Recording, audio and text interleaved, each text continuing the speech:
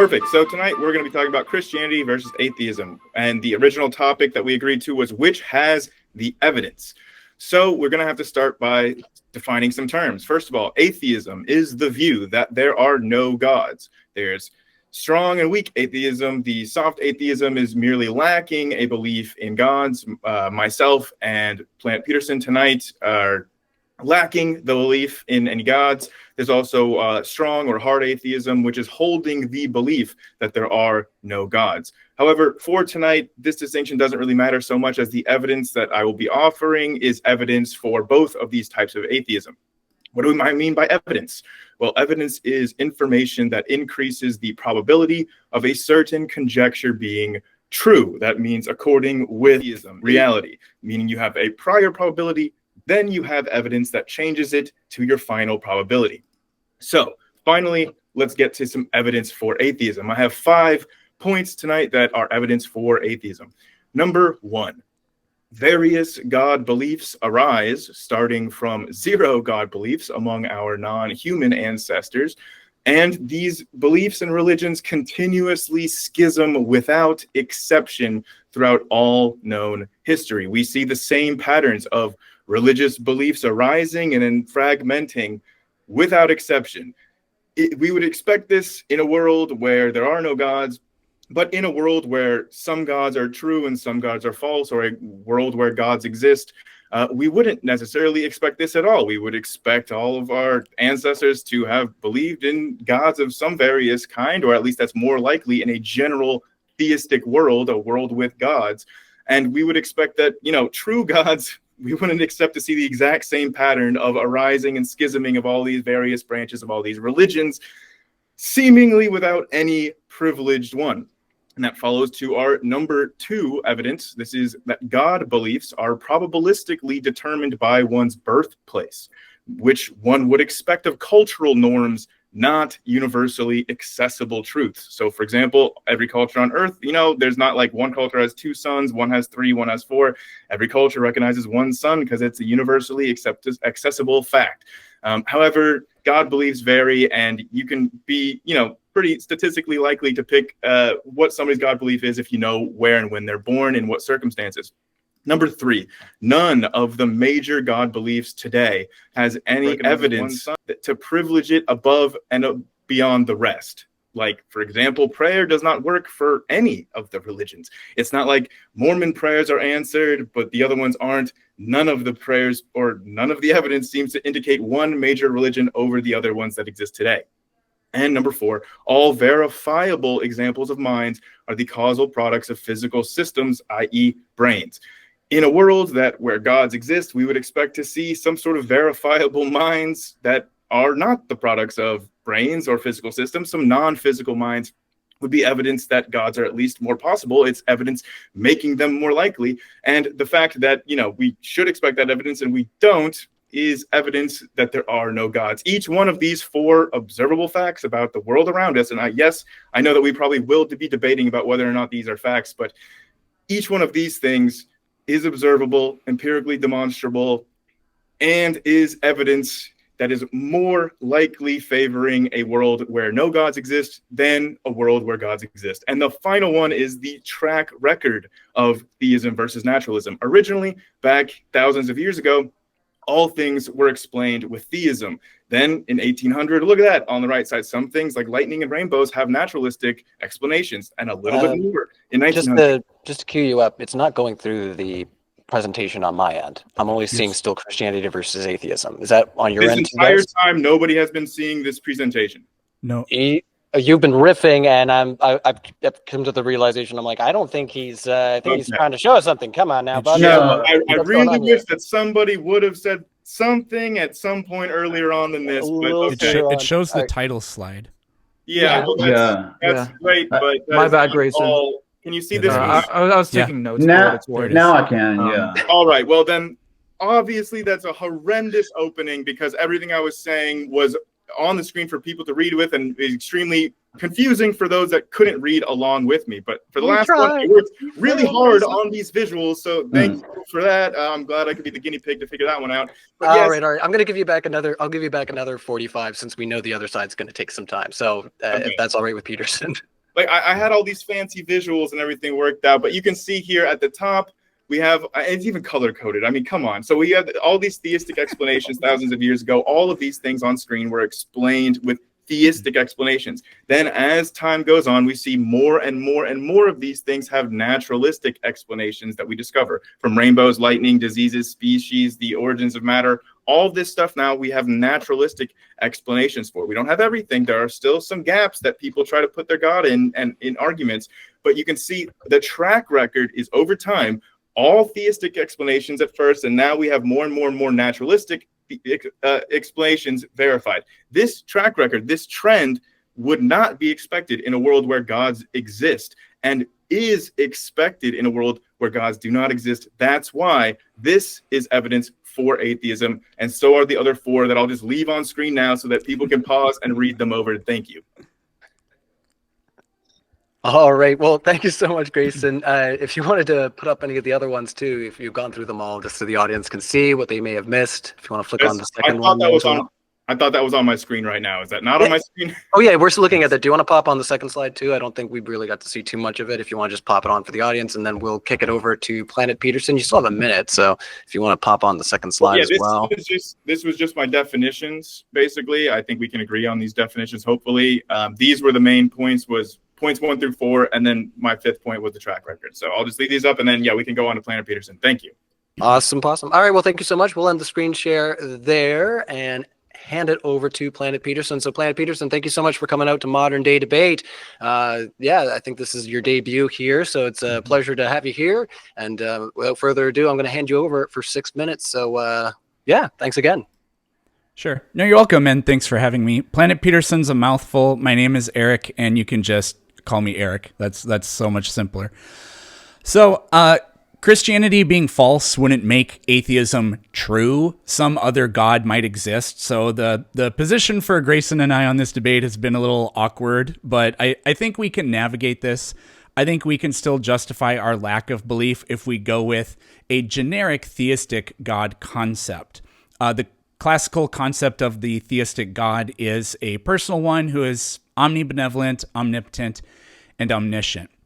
I think the problem of evil destroys the possibility of this being existing. Now, I'm happy to talk about that when we get to open discussion, but it would take up my entire opening statement. So I first want to talk about what I think are evidences of atheism, and I think religious confusion is an excellent point. Different cultures that did not overlap still were able to simultaneously develop identical mathematical and grammatical concepts across history.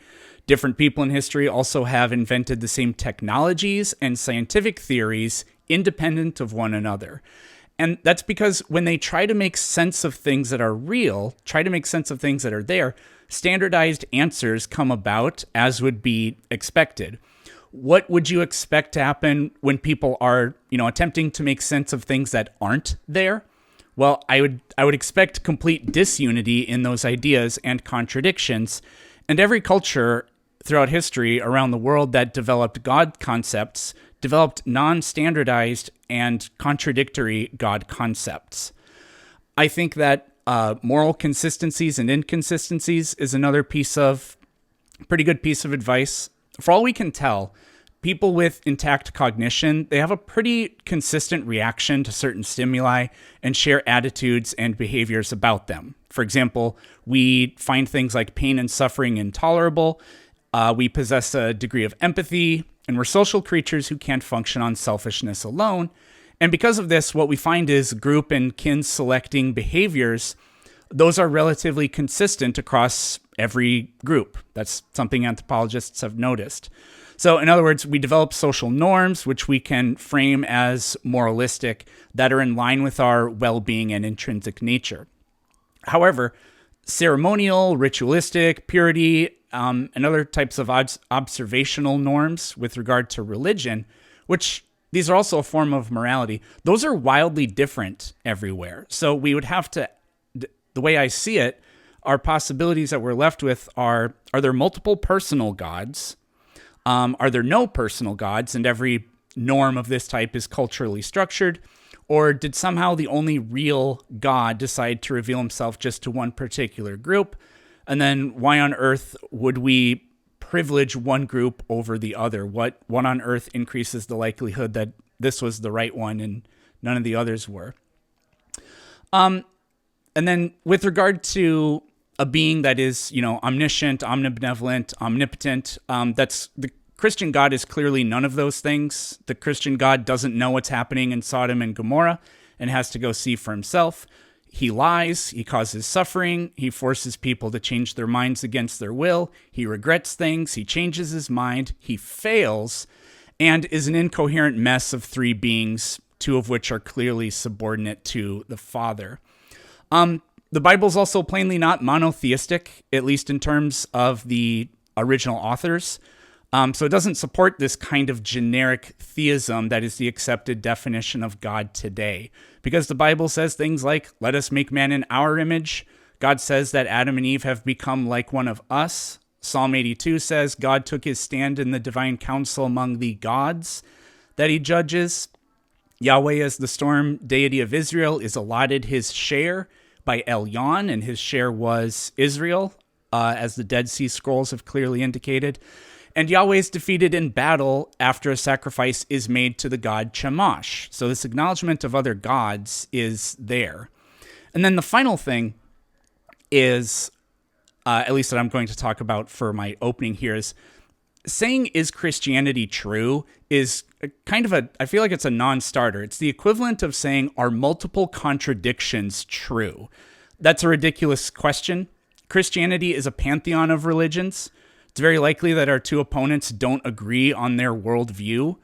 One version of Christianity claims, one version of the Christian God claims that you're saved by faith alone. Another says that Joseph Smith was a prophet. Yet another says that you can't be saved without a water baptism. Still another says that somebody who lived a morally righteous life but never heard the Gospels can still inherit heaven. Now, a typical response to that is typically, well, we believe in the crucifixion and resurrection and Trinity, those prerequisites. But that distinction is no less arbitrary than the distinction between any other monotheistic religion. So they may say, well, we believe in the resurrection and things like this. Okay, well, Christian and Muslims believe there is one God, so they are the same. Well, no, they deny the Trinity and resurrection, so they don't. It's not the same. Okay, well, two Christians who will believe those things, one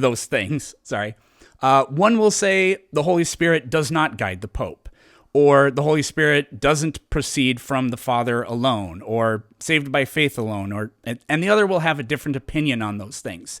They believe 10 seconds. They believe in different gods. Believing in a resurrection doesn't make two partially overlapping contradictions true. Nearly any two contradictions overlap to a degree. And that's it. All right. Well, thank you so much for your introductory statement. And once again, welcome to Modern Day Debate. It's going to be a good one, everybody. So if you haven't already, hit the like button, subscribe to the channel. We appreciate it, everybody. That helps out. Well, it helps, honestly. It's great. So I got the screens pretty much ready to go. I'm just getting our fundraising thermometer up and running, and we're going to hand it over to Travis. So if you haven't seen already, we are raising some funds for the upcoming live event that's going to be taking place in Newark. So yeah, if you have the means and you can help us out, we appreciate it. But without further ado, let's get on over to Travis. So Travis has his screen share up. So let's get that up for everyone to see. And you ready when you are there, Travis? Thanks for being here. Okay, yeah, thanks. I love these discussions. I'm a big proponent of, the philosophy of religion, and I just love the value in dialogue. I think it's so meaningful. And so basically what I'm going to do is I'm going to talk about the nature of explanation in terms of how we do hypotheses within the philosophy of science, utilizing the likelihood principle as well as inference to the best explanation. And that's what we're going to predominantly be using for this discussion. But I'm going to save the nature of explanation more for the open conversation. And so what I thought I'd start off by doing is highlighting how we can, in the search for understanding the nature of ultimate reality, I propose that we approach theism through the lens of narrative. The value of a story is that it can help organize one's thinking about a lot of data. A story provides context. It provides meaning to events within a larger scope. And this isn't as controversial as one may initially think. Narratives are very commonly used in fields such as forensics. For example, in legal trials, the verdict often comes down to who has the better narrative between the evidence that's been admitted. It's also commonly used in the philosophy of science to make sense of certain observations within a larger hypothesis. And narratives are the kinds of things that minds produce. They're typical of minds.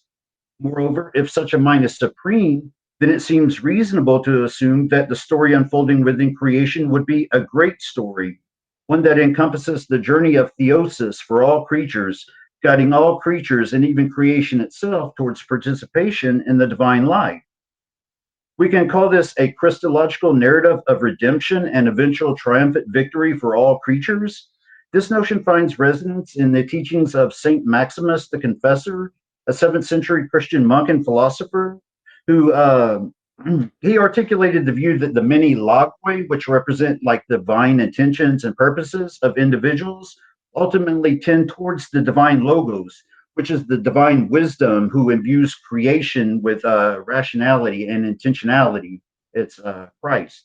And what's interesting is that you'll notice every compelling story contains certain universal elements like characters, intricate plots, many layers of meaning. The best stories feature plots inside of plots, weaving together universal themes of love, loss, adventure, romance, sadness, tragedy, and triumph, ultimately leading to the development of saintliness. Now, intriguingly, our world resonates with these very elements. We are characters within this narrative, each with our own unique stories, navigating the expansiveness of existence, which includes things like love, romance, tragedy, adventure, and the potential for personal transformation. If God is perfectly good, he would surely narrate a story that reflects these very aspirations, a story of triumph and redemption and ultimate development of sainthood. This narrative approach can help us make sense of what we see in the world. For example, by framing the existence of conscious beings endowed with moral awareness as integral to God's unfolding story of redemption, it fits with the data. Here, an orderly universe filled with beauty and purpose serves as the backdrop for the divine drama of salvation. This narrative can not only shed light on the human experiences of suffering and evil, but posits that these trials are temporary elements within a broader redemptive journey. The eschaton, which is the ultimate fulfillment of God's purpose, emerges as the climax of this narrative, where God's goodness and grace triumph over adversary. The Christian story of resurrection and victory over sin and death, where all events are integrated into a redemptive whole, really highlight this well. Through this narrative lens, we find that core arguments for theism, such as the existence of consciousness, moral agency, the fine-tuning of the cosmos, and the inherent beauty and orderliness of creation, integrate seamlessly into the unfolding story of redemption. These events become unsurprising when viewed in light of a grand narrative. In fact, this even positions suffering and moral challenges not as contradictions to belief, but as essential components that deepen the richness of our experience and ultimately lead us toward divine communion. And what's really going to be important here is the axiological theory that we go with. And for this, I draw inspiration from Roderick Chisholm and the late Marilyn McCord Adams and their concept of defeat, which suggests that God permits what can be overcome within the lifetime of each creature, where what matters most is how one responds in life and in which the events are integrated into an overall good whole that becomes valuable and non-regrettable to the creatures. This insight encourages us to shift our focus from hyper isolated instances of suffering to the more holistic narrative that they form. Adams utilizes the analogy that just as seemingly broken pieces can come together to create a beautiful mosaic, our fragmented experiences are woven together into a coherent and stunning whole that reflects the magnificence of God's creative act. By recognizing the interconnectedness of all creation through this narrative framework, we perceive how every individual plays a crucial role in the grand story of existence. This approach not only offers significant explanatory power regarding the nature of reality, but it also invites us to engage with the unfolding narrative of life. It affirms that our experiences, both both joyful and sorrowful, contribute to a meaningful whole. And so during the conversation, I'm going to go over how ultimate reality can best be understood as a divine narrative of redemption and eventual triumph for all creatures. All right, excellent. I was going to say, I was going to ask if you still needed that extra minute, but that's good. We can go over some more stuff in the open discussion. That's great. So thank you so much, Travis, for being here. We're going to get a poll in the live chat and see what you guys think halfway through this. And actually, I will wait till after. I don't want to distract. So without further ado, Apollo, you will have the last word on the floor. So 6 minutes on the timer. Thanks for being here. Well, thank you, Ryan. For the purpose of scoping this debate, we will only be insisting that Christianity is falsified or verified on its quote-unquote core beliefs, to which we contend are the following: belief in the supreme divinity of a triadic God, Father, Son, and Holy Spirit, the resurrection of Jesus Christ, and eternal life for those who confess his lordship. There are some important second-order beliefs we exclude from the scope of our investigation of whether Christianity is true or false. Therefore, I encourage our audience to not get bogged down in these listed side issues while adjudicating these beliefs deserve discussion in the overall framework of Christian evidence. Nevertheless, differing beliefs on the periphery of any field shouldn't discount the entire enterprise. For example, the debate between string theory and loop quantum gravity doesn't falsify our findings in quantum physics. To falsify Christianity, we contend that these two issues are challenged, namely the evidence for the existence of God and the bodily resurrection of Jesus as signifying the Christian God's existence. Now on to the resurrection of Jesus. Regardless of whether anyone ascertains to belief in the resurrection, any rational inquirer must explain the data surrounding the early Christianity phenomena. If it is the case that Jesus rose from the dead, then we're on good grounds to posit Christian religion as an explanation. Our tested, tried and true historical methods must likewise be also applied to early Christianity. Let's start off with the source-critical gospel arguments in order to go over all the relevant data. The New Testament, as historical reportage, asserts that the Gospels aim to faithfully report historical events, teachings, and actions of Jesus, rooted in eyewitness testimony or reliable secondary sources. The Gospels' authors were serious historians who intended to convey factual accounts with integrity. If it is seriously the case that the Gospel authors were in a position to know the truthfulness or falsehood of the events that they attest to, then the probability of the reliability of the New Testament in reporting facts accurately, namely when it pertains to the resurrection and miracles, is raised. By contrast, we do not claim that the Gospels were merely Greco-Roman biographies with authors who freely fictionalized events, nor do we advocate for wooden literalism that excludes paraphrasing, summarization, and thematic organization. For the New Testament originally circulated independently, without audiences understanding them as some sort of Bible collection or divinely inspired dictation. These data points are important in assessing whether or not Jesus rose from the dead. We cannot rule out these sources as biased propaganda, similar to how we don't rule out eyewitness accounts of the Holocaust, Greco-Roman history, or the American Revolutionary War as needing to be corroborated by some disconnected third party. All accounts, ancient and modern, have an agenda. Here are some of the internal and external clues that may indicate the trustworthiness of the Gospels. These are not by any means all exhaustive, but a lot of them have to do with the idea that they have had to have been eyewitnesses close to the events portrayed. As for the Spider-Man fallacy, unlike in the modern world where we are free to Google any fact to our convenience, the ancients had no way of confirming the aforementioned details without having been close to the events at hand, without arguing for a mechanism that rebuts how unreasonable, costly, and inefficient it would have been for the gospel writers to insert insider knowledge into supposedly historically inspired novels. The fallacy fails as a false analogy. Now, the minimal facts are not the only facts that demand an explanation. The minimal facts, according to Dr. Gary Habermas's latest dissertation and latest critical survey, are the list of facts conceded by the overwhelming consensus, not just majority, but overwhelming consensus of historical critical scholarship pertaining to early Christianity, including unbelieving skeptical academics. While some set this as a necessary criteria, we only say at least for these core facts, nearly universal scholarly agreement is to be expected under these facts being true.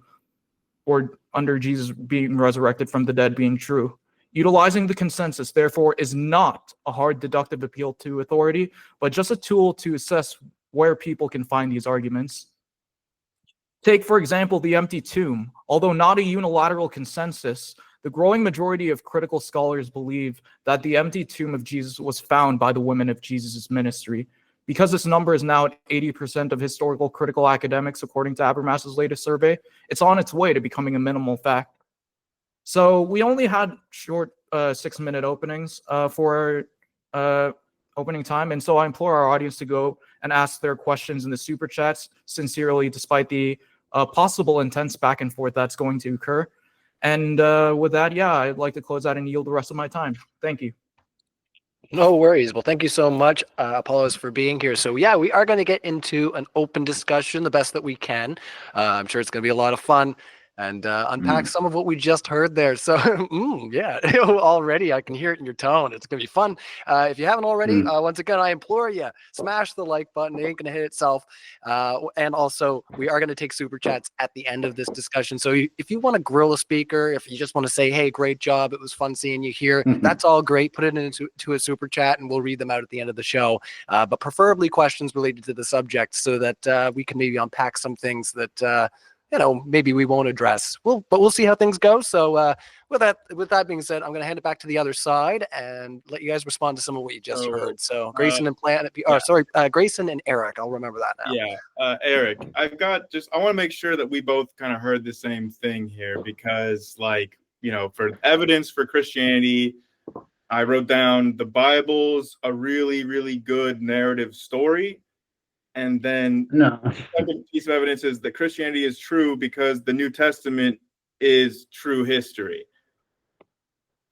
Well, that wasn't the argument. Go ahead, Eric, in terms of what you heard. What I wrote down from the first was I actually wrote some notes, not very many. Narratives are used to explain reality and or increase the likelihood of claims being true.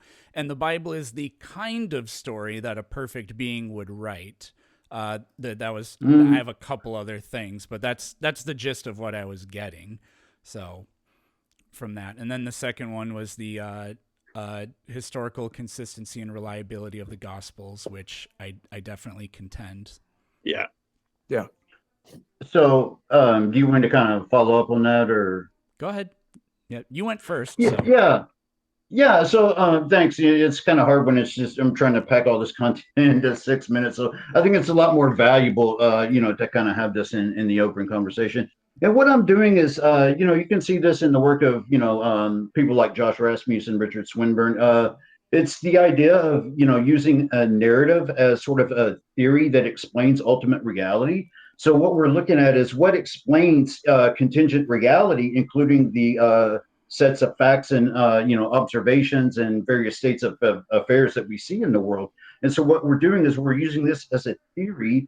We're saying, well, hey, this theory can supposedly explain things like moral awareness. It can explain things like Travis, really quick, suffering. Travis, for the sake of time, I think that both Eric and I agree on your method, your approach to this. We're just disagreeing that the Christian God is the God that's most likely given the universe that we have. In fact, I'd say a perfect Christian conception of a God is probably an impossibility given our universe. And that was Eric's argument in his opening, right?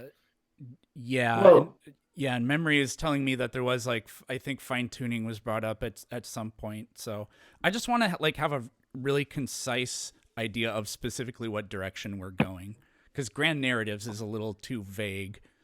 What this can do, what I was going to say just very briefly was what I want to say is that when you have something like a grand theory of ultimate reality, what it can do in this kind of building off Swinburne's work is it raises the prior probability of various evidences, for the resurrection and things like that. So it can be used as sort of an a priori argument that would increase the probability. Yeah, and so that was the. Yeah, and earlier, Grayson. Go ahead. Yeah, earlier you mentioned that the track record for atheism, given things like scientific discoveries and is better than appealing to religious ideas. Can you name me one scientific discovery that's contingent on the non-existence of God? I don't know that that's necessarily even like a requirement in this instance, right? Because as we clarified about what evidence is and which side has the evidence, evidence is just information that increases the probability of one conjecture relative to others, right? So in such a case, like we have a universe with gods and a universe without gods.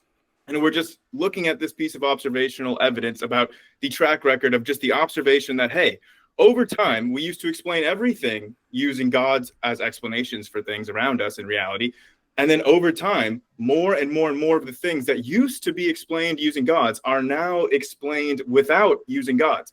That scenario is more likely in a world where there are no gods that exist than it is in a world where gods do exist. I gotta jump in here because Apollos, you've misunderstood what Grayson was arguing for. Grayson was explaining to us that historically a great number of things like natural phenomena have been explained as the product of or the workings of a god because they weren't really explainable in any other sort of sense.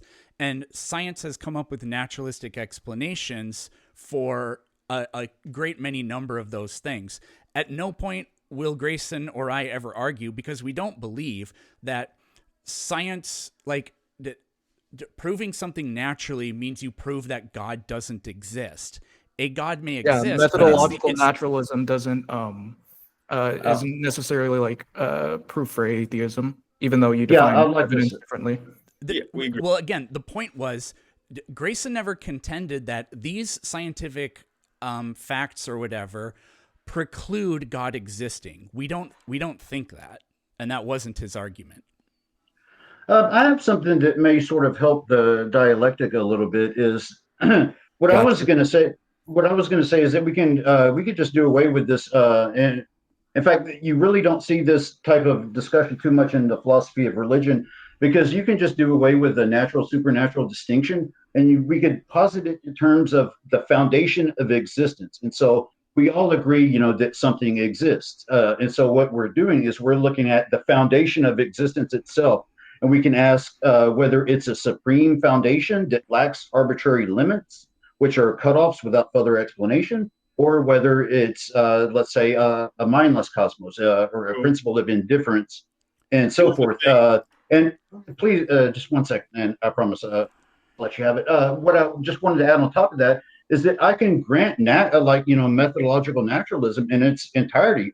We can even call this foundation natural if we want to. I'm not, biological evolution, abiogenesis, so on and so forth. I would just concede all natural processes because I don't think that even matters for this particular discussion. Okay, so That's my all I have. point was that the overall trend is something that we would have no reason to expect under theism. The overall trend of God explanations getting less and less and less and less over human history, and non-God explanations getting more and more and more as a total share of our total explanations for the world around us. That is something that we would expect under atheism and would not expect under theism. So that's why it's evidence for one over the other. That was the entire point that I was bringing up in that. And then when you bring up about questions we can ask about the foundation of all things in the universe, the first one that we have to ask, which you just seem to have skirted right past, is it necessary for our universe to have a foundation? And that's the question where the people that study metaphysics, that's what they haven't been able to answer. There's 3 current camps in the metaphysics literature on that. Foundationalism is just one. So you can't just assume that a foundation is even necessary, because there's also infinitism and coherentism, which are viewed as being equal in terms of their metaphysical footing. There's not really any arguments that the consensus would agree privilege is one over the other. So there's 3 possibilities here. We can't just all just assume that there has to be some sort of foundation to being. Right. That assumption without a good reason. Yeah. So I can agree with you 100%. Although that's not quite the argument I was going with, but I agree that we can't just assume anything. And so when we're looking at the foundation, what I meant here is whether or not there's an explanation that makes sense of the totality of existence. So it's not necessarily that a theistic foundation or a natural. What we're saying is that the explanation behind existence itself. And so if you want to push back and say, well, I don't think there needs to be any explanation, then I think that would be a good time to kind of get into the slides where we can start getting into the principle of explanation and so on. Well, I don't know. So you want me to share? Yeah, I think that'll be valuable. right. Just kind of look at that. All right, Might whenever help you're us ready, here. we can do a screen share. This is Yeah, going great, guys. so- This is great. Yeah, so Paul, I guess we'll go in order and kind of run through the first two. Actually, start with the other one first. Yeah. Okay, so can you kind of blow that up? Let's see. Okay. So let me pull it up on my screen here. Okay, so when we're looking at truth seeking and explanation, so there's an argument here. So I want to say aiming for truth is valuable. If aiming for truth is valuable, then generally speaking, aiming for truth is more likely to lead to true beliefs, for that's what makes it valuable. If generally speaking, aiming for truth is more likely to lead to true beliefs, then some explanation of any given data, state of affairs, or fact is more probable than no explanation, other things being equal. Therefore, given the given data probably has some explanation, other things being equal. And so then we can use Josh Rasmussen's principle of explanation, PE. And so PE merely states that for any data, state of affairs, or fact D, where there is some conceivable explanation of the data, and there is no reason to think that D is relatively different than explained data, then it is reasonable to infer, or it is reasonable to infer or likely that D has an explanation, other things being equal. Okay. Now, to be clear, this point is not that there cannot in principle be any brute unexplained facts. This proposal is merely that, for any given data D, the default position is that there is probably some explanation, other things being equal. And so this point is highlighting that unless we have some explanation for why it should be the case, then the best explanation is more probable than no explanation. Okay. And so, can I butt in here? Yeah, oh, sure. Yeah, for sure. Yeah, sure. So what I'm hearing is something to the effect of a more complex framing of the idea that a personal God that created the universe is the best explanation for like why the universe is intelligible, because that God would desire for us to have that ability, or for the universe to have those kinds of characteristics. And you say that that's the best inference. However, what I would say is, how is this not also an argument, for example, simulation theory, a grand coder that is not a supernatural being, just a being of kind of unimaginable complexity and technological prowess or whatever. How is this not also an argument for that? And maybe you think that it is an argument for that. And just one real quick thing. I think the big problem for that is if you think it could be an argument for that, if we are trying to infer based on priors, if we're trying to do some sort of like inductive reasoning, which inference to the best conclusion is that type of thing, we know that weak simulations exist. We make them, right? We don't know that the supernatural exists. It's a possible explanation, but I don't see how that rises above in probability over some sort of non-supernatural cause and explanation and reason behind the universe that we see. Okay, yeah, great. I think that's really valuable. I kind of appreciate these insights here. And so, what I would say is that and I would argue we can include simulation theory, but what would make the most sense to me is to appeal to what Josh Rasmussen calls the argument from arbitrary limits.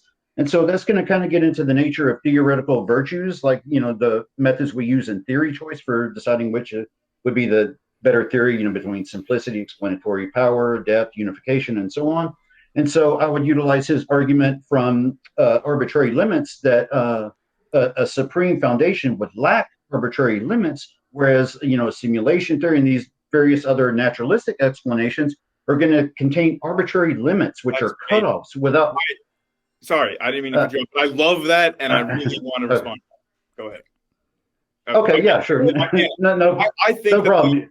the world that we live in right now is one Mhm. of arbitrary limits, thus evidence of an atheistic simulation over and above a god. And the quick and easy explanation for that is that there is a resolution to our universe. An all-powerful Mhm. God, there's no reason why that their universe would have arbitrary limits like a resolution size. Like we cannot resolve anything smaller than a Planck length. It's just like all of our understanding of physics breaks down at that level. And like there's Heisenberg's uncertainty principle.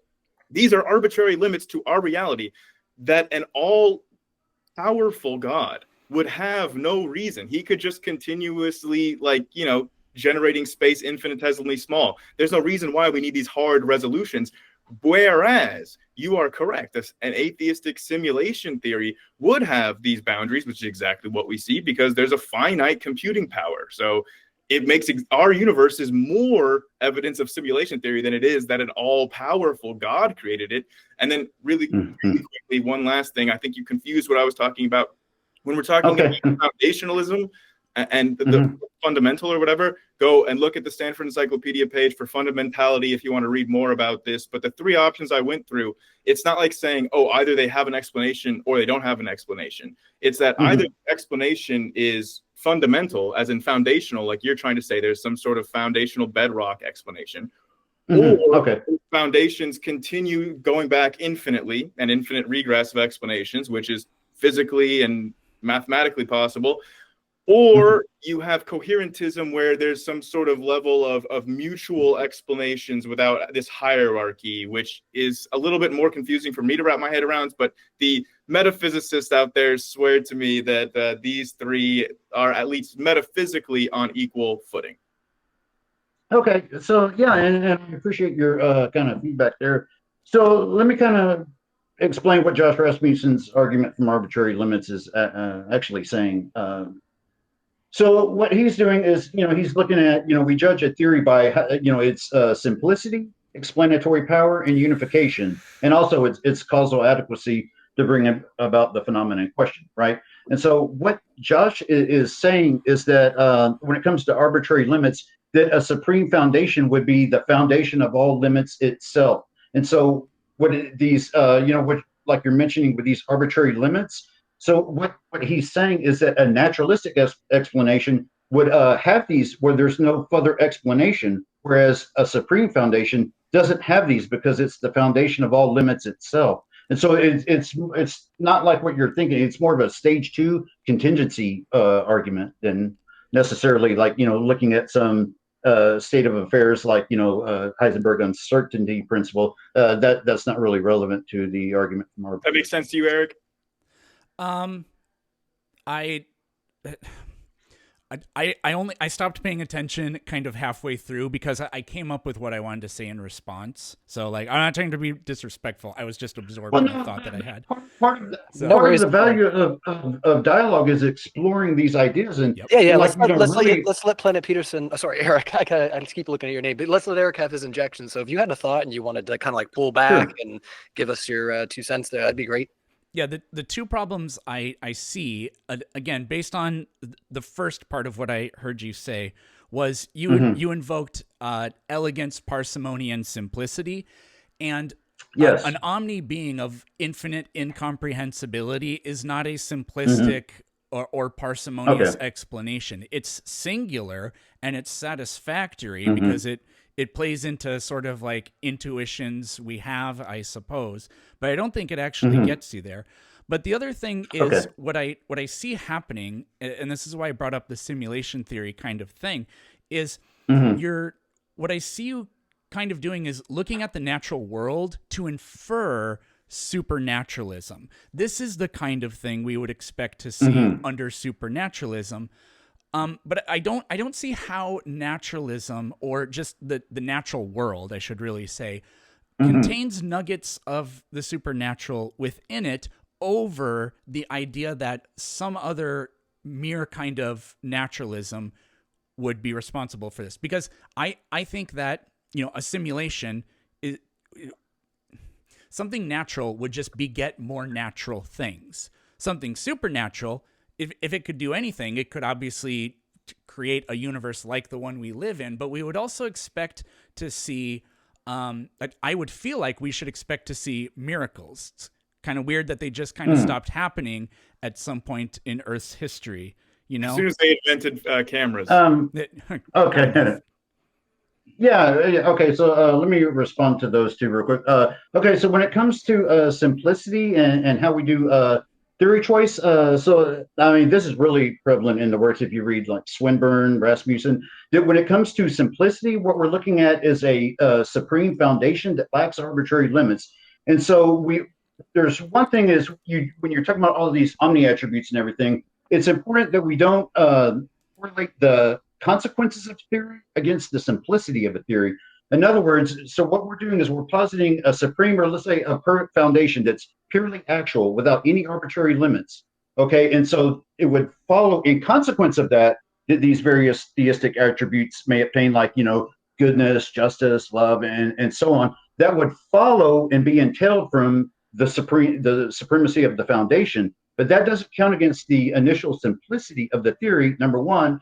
And number two, when it comes to simulation and so on, it's perfectly that's not really an objection, because when it comes to naturalism and supernatural, like I said, I'm just looking at the foundation of existence, and I'm saying that a supreme foundation would make the most sense of things like consciousness, moral awareness, and that a narrative of redemption even makes sense of suffering and bad these bad states of affairs that obtain as well. And so, like I said, we could even call this foundation natural if we want to. Like, I'm conceding all natural processes. That's not what's in question. I understand. And so I think that I understand that those things make sense to you, but if they're not making sense to me, what advice would you have to give me to where I can get on your level to where these things make sense? Because to me, like, the that's things a good that you're question. talking about, like, I was not raised Christian. It's a totally foreign background to my understanding of the world. So I'm like, right. Like, that stuff that you just said right now did not make sense to me, brother. So I'm just trying to understand. Okay. Yeah, I appreciate Just bring the your guys' question. awareness. We're 20 minutes in, like, roughly about. So did we want to pivot to like some of more of like the resurrection arguments? Yeah, like you gave a lot of the Gospels. Just real quick, let me give you a quick answer to kind of go with. It's within the philosophy of religion. So if you from the atheist side, if you read like Sobel, Oppie, Draper, they make these type of arguments in favor of naturalism. Then on the theistic side, you have philosophers like Josh Rasmussen, Richard Swinburne,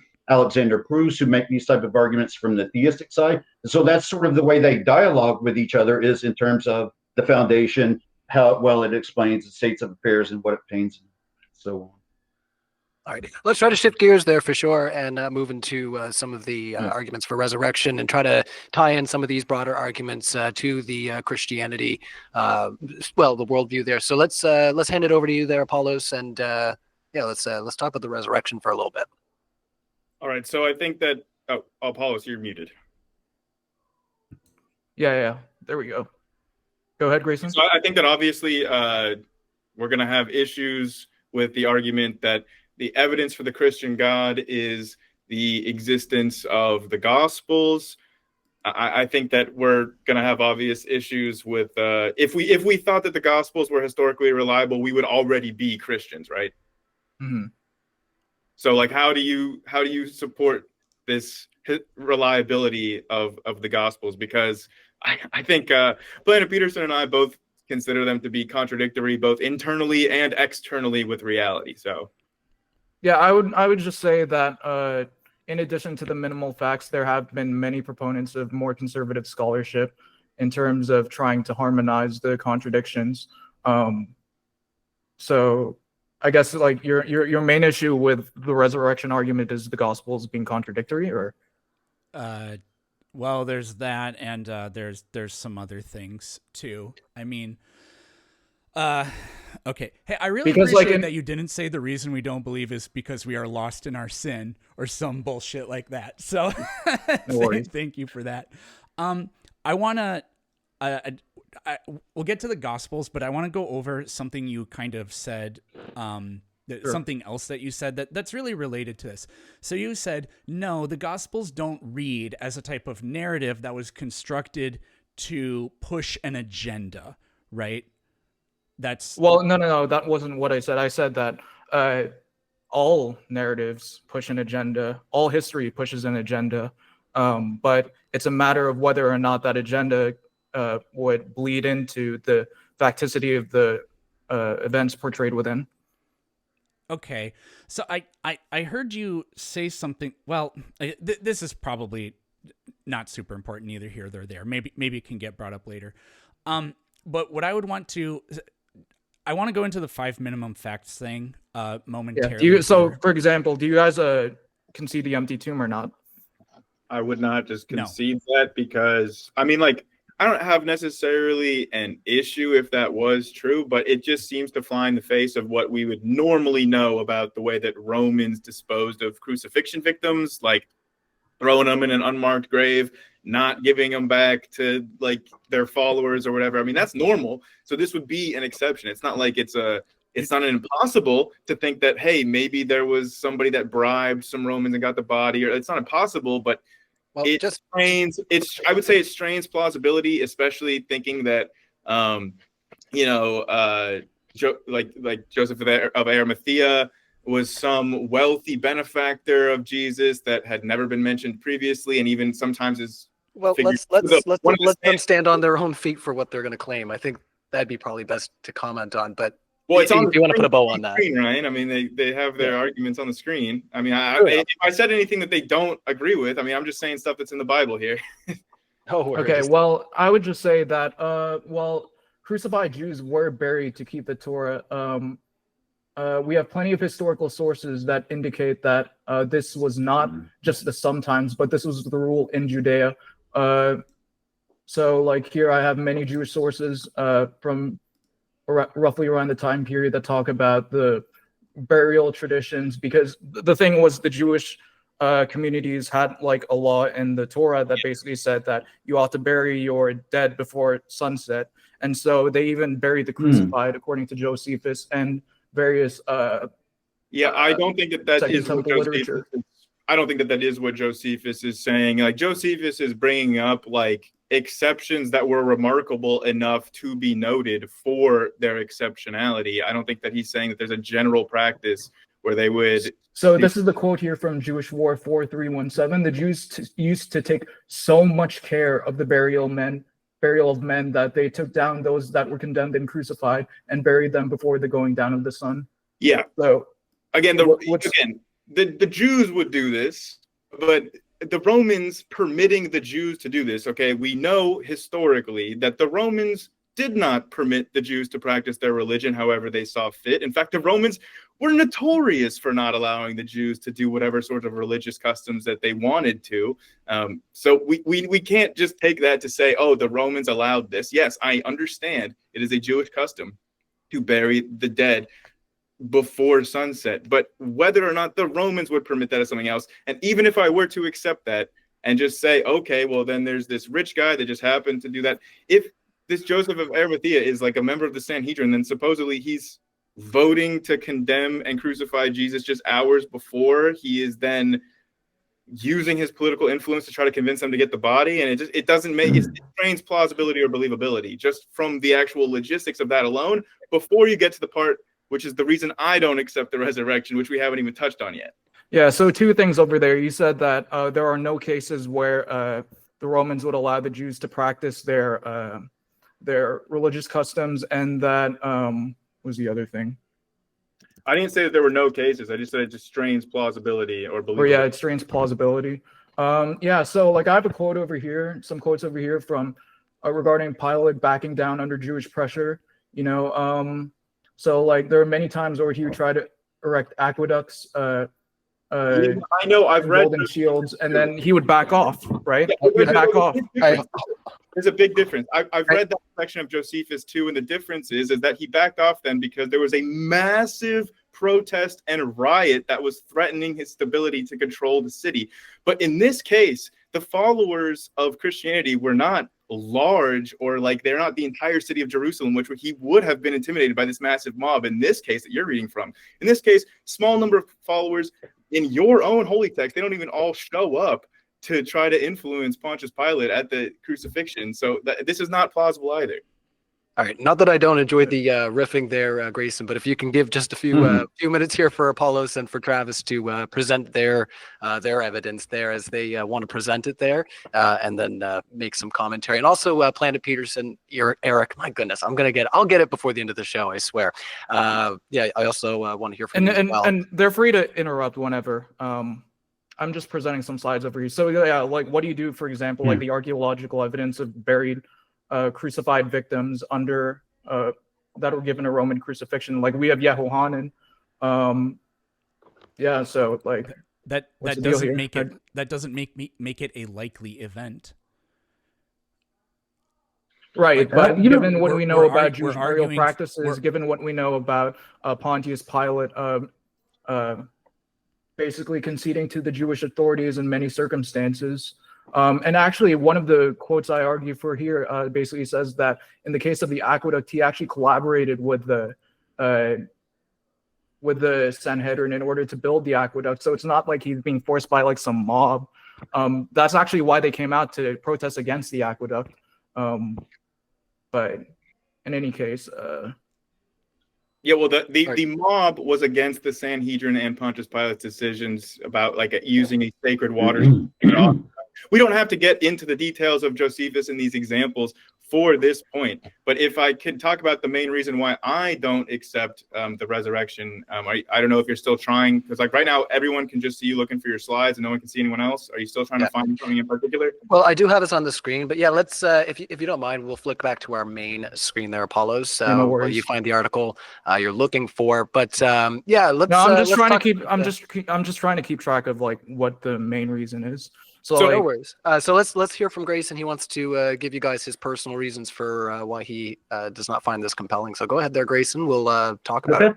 Yeah. So I think that like obviously for supernatural events, testimonial evidence is going to be pretty difficult as being evidence in the first place.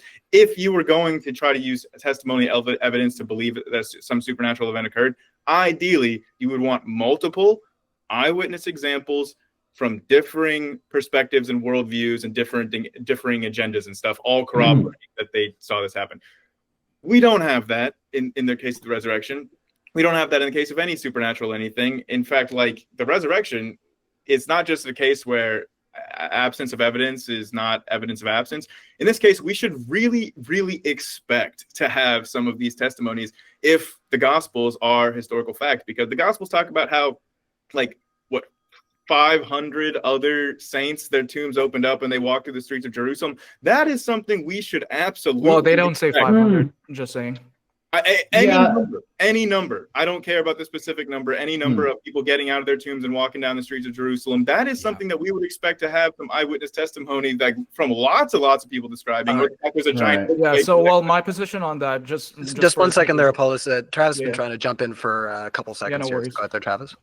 Yeah. So, thanks. Appreciate it. So, I was going to give my thoughts, from the Eastern Orthodox perspective on, the saints who rose up out of their tombs and walked among the streets of Jerusalem. And so, in the early church and in the Orthodox tradition, what that's referring to is the resurrection. It's symbolic of the resurrection. The saints, will come out of the grave, and it's symbolizing New Jerusalem down. So it's the resurrection of the saints that will walk among New Jerusalem, and so it's more prophetic in that sense. It's giving a metaphorical account rather than a literal wooden description of people coming out of their graves and like walking around physical Jerusalem in 33 AD. Yeah, and so that's one option that's on the table. Yeah, and as far as my opinion goes, like I actually go back and forth on it as being either literal or metaphorical. There are some scholars who say that there is genuine apocalyptic sort of like symbolism that's being described there. I sometimes tend to favor the view that that there are that it's almost like John the Baptist being raised to the dead, or at least people thinking Jesus was John the Baptist being raised from the dead, in the sense that he was like spiritually resurrected. But in any case, you said something really interesting. You said that that testimony is not going to cut it for evidence. Can we all agree, though, that there are qualities of testimony that can be scrutinized for the veracity of whether or not they're true? Yeah, I agree. That's actually the next thing I wanted to get into. Yeah, Okay. and just so Yep. we're on the record, just clear that I didn't say that. I said that you would want a very specific kind of testimonial evidence, not just like testimony of some supernatural. You would want a lot of different eyewitness testimonials, and then it would be a stronger and stronger case for me. Well, wouldn't that be the case with, like, say, for example, the 1 Corinthians 15 creed, where it talks about Paul, Peter, groups like the apostles, the 500, the 12 apostles? Wouldn't that fit the criterion of multiple independent attestation? Well, okay, so in that case, Or eyewitnesses? weird. Yeah, so the Corinthian Creed, the oldest version of it, just says Jesus appeared first to Peter, then the other 12. It doesn't mention the rest of the 500 in terms of the earliest version. And I'd say that's a little bit before you guys disputed. bounce again. Eric's been wanting to jump in here, so let's let Eric have a chance to make his point as well. Sure. I mean, it's going to go in a slightly different direction, but we are going to stay on the concept of testimony and miracles, and I am going to get into these 5 minimum facts too. So, do either of you believe that the angel Moroni ever appeared to anybody? Nope. No. So the fact that there are affidavits by people does not make that more likely to be true than not true for you? Yeah, Well- so Mormonism definitely doesn't do the case for me, because when we look at a lot of like the historical data concerning Mormonism, so like, yeah, for the 3 witnesses claimed to have seen both the plates and the angel, by the way, all these 3 were excommunicated from the church. The 8 but witnesses they never recanted. Even when they were excommunicated, they went to their grave saying they really did saw it, and they swore on that.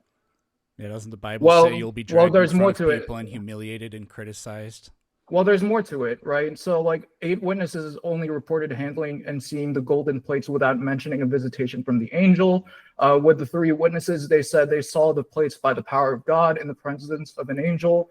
So, say, for example, Martin Harris reportedly admits seeing the plates in a visionary or a spiritual sense rather than physically. Hey, Apollos, really quick. That was exactly what I was just about to say next about the Corinthian Creed, by the way. Just so you know, I was saying it appeared to Peter and then the 12. Appear doesn't necessarily, it doesn't imply physicality. That just is an appearance. Oh, yeah, you have to look at the context. Okay. Yeah, so like we'll get to that. Like, so someone bring it up later in terms of like physical appearance or the resurrection being understood as physical. But yeah, like in terms of Mormonism, the golden plates were reportedly taken back by the angel Moroni, leaving no physical evidence of their existence. Joseph Smith wasn't martyred, but unwilling to die, he was killed attempting to flee by jumping off a window, crying for help. He shot back at the crowd coming after him in self-defense with a pepper pistol. Half of the witnesses, mostly the ones who didn't have familial ties to Joseph Smith, including all the main 3 witnesses to the alleged angel Moroni, which is arguably the only supernatural thing here. Like a bunch of like rocks covered with like a cloth isn't really anything supernatural. Including all the main 3 witnesses to the alleged angel Moroni over the course of their ministry, either voluntarily left or excommunicated from the church. But never recanted. Yeah, well, there's more to it than that. There's also not any there's- actual reliable there's- historical records that the eyewitnesses of Jesus' resurrection were ever martyred for their beliefs. Like, we don't know Really? that. So you don't think like Peter or Paul were martyred? We don't have the historical records that Yeah. would verify that. No, We- in terms of the reliable historical record, Peter disappears as soon as he leaves Jerusalem. We don't know like what happens to him from there. So, in terms of reliable, Well, we I have think early he was church that too. fathers All right, let's let Eric out on the end there, guys, as What- well. He's trying to jump in. What's different with Mormonism is that we have the actual handwriting of those people that are the people in the story. We don't have anything remotely close to that for what's in the gospel. And with regards to the We have 5 the minimum facts, 1 these are Corinthians for the 15 creed. these are for the most part literally just claims about what people believe. Instead of like, I was here and I saw it, they are like reports of what people believed in.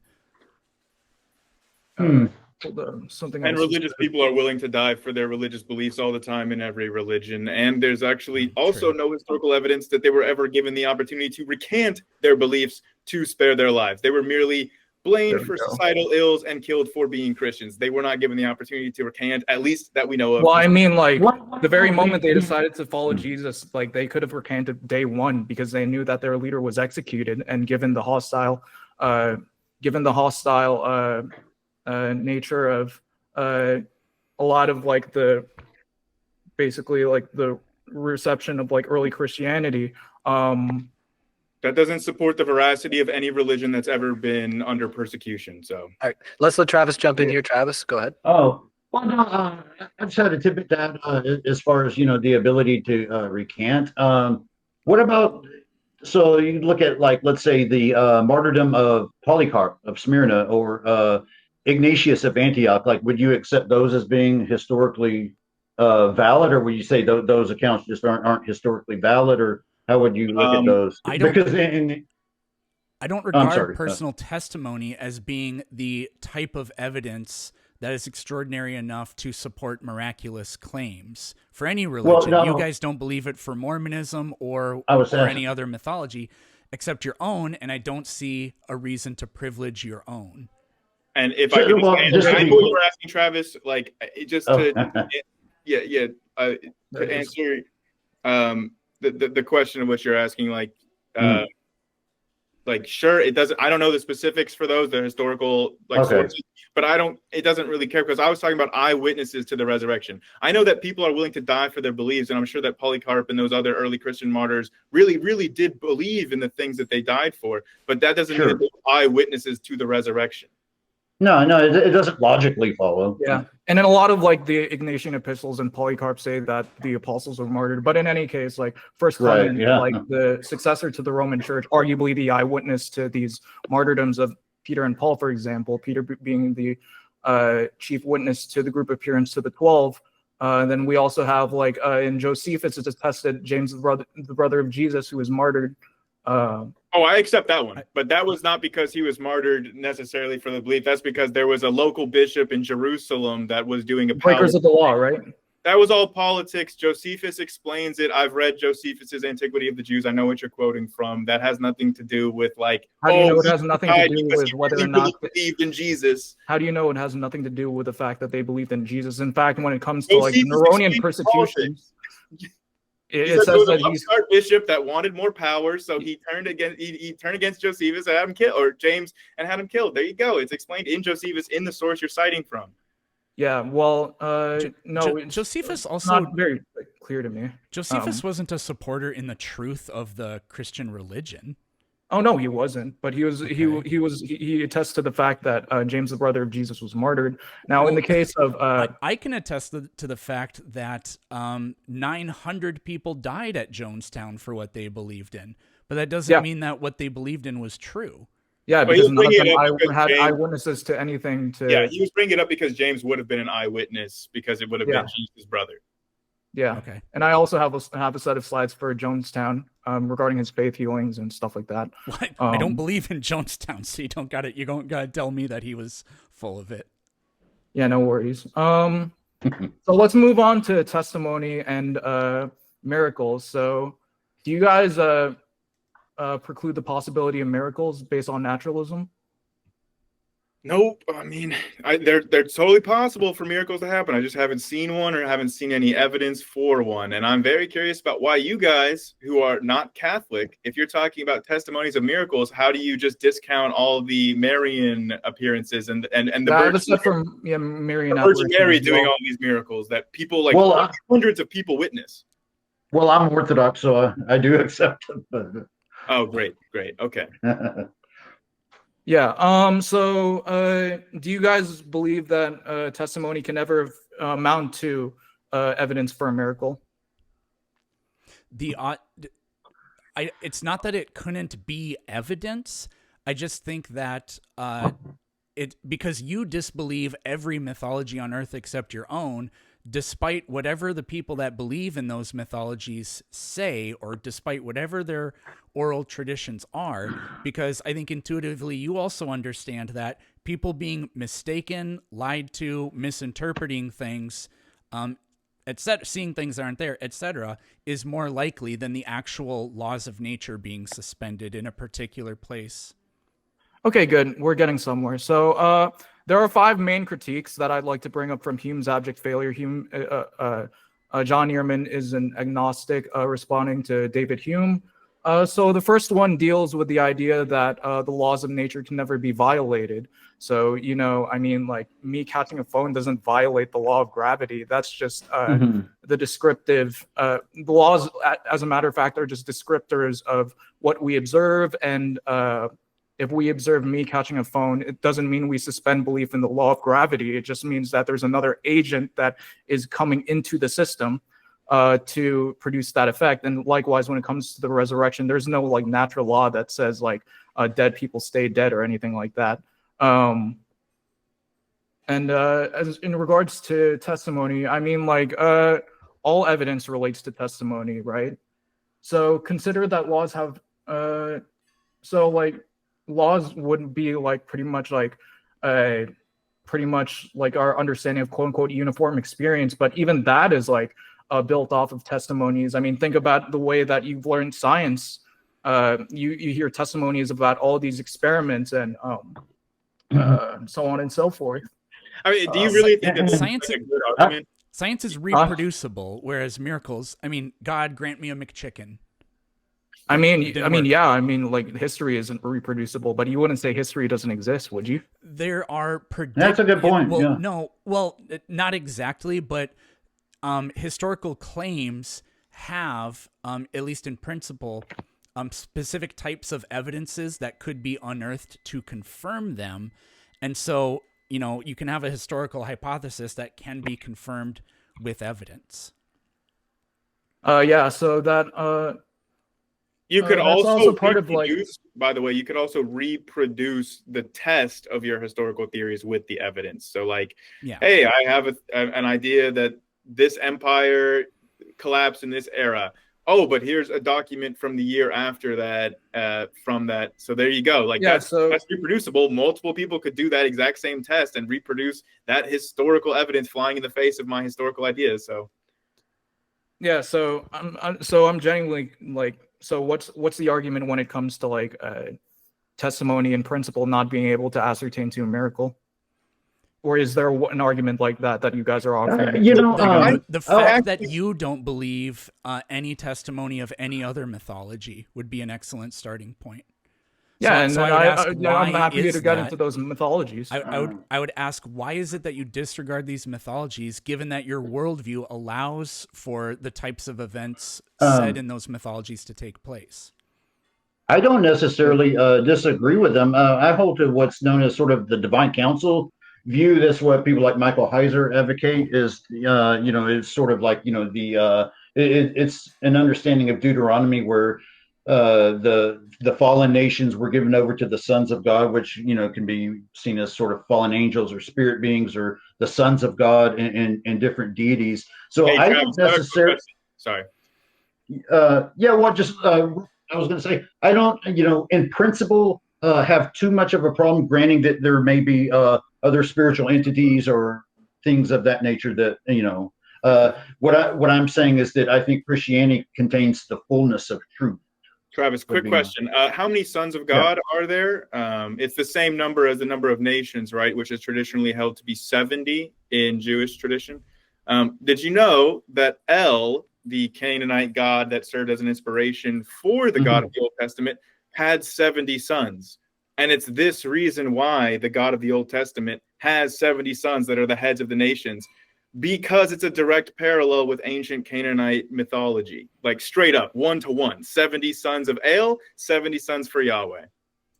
Yeah, I think people like Heiser and others have addressed this pretty well. And I don't even see that as being a problem, and especially from something like the Orthodox tradition, where they're going to take a more what's the word? Sort of like where it's not necessarily true. No, not epistemically, allegorical. Sorry, it can come. They take a more allegorical interpretation into like the Old Testament and everything. And so what I'm saying is that according to certain renditions of the Bible and certain views, this isn't necessarily a problem for Christianity. That there may be these other spiritual claims and so. And so it's not really a defeater for Christian It really sounds in like general. this, and, Yeah, and and the it's- other part, it sounds like you're just, cherry picking the outlandish stuff in the Bible. That's allegorical. That can't be true. All the saints rising up and going. Well, through we the have methodologies of but exegesis. then the other Yeah. stuff, that all has to be true, and it just sounds like picking and choosing, Well, cherry picking. Yeah, I Well, it's not understand how you might arbitrary. be. Not arbitrary Yeah, at all. yeah, it's not arbitrary. And just for myself, and then I'll let Apollo share. But Yeah. just for myself, as an Orthodox, that's one of our big concerns is that you're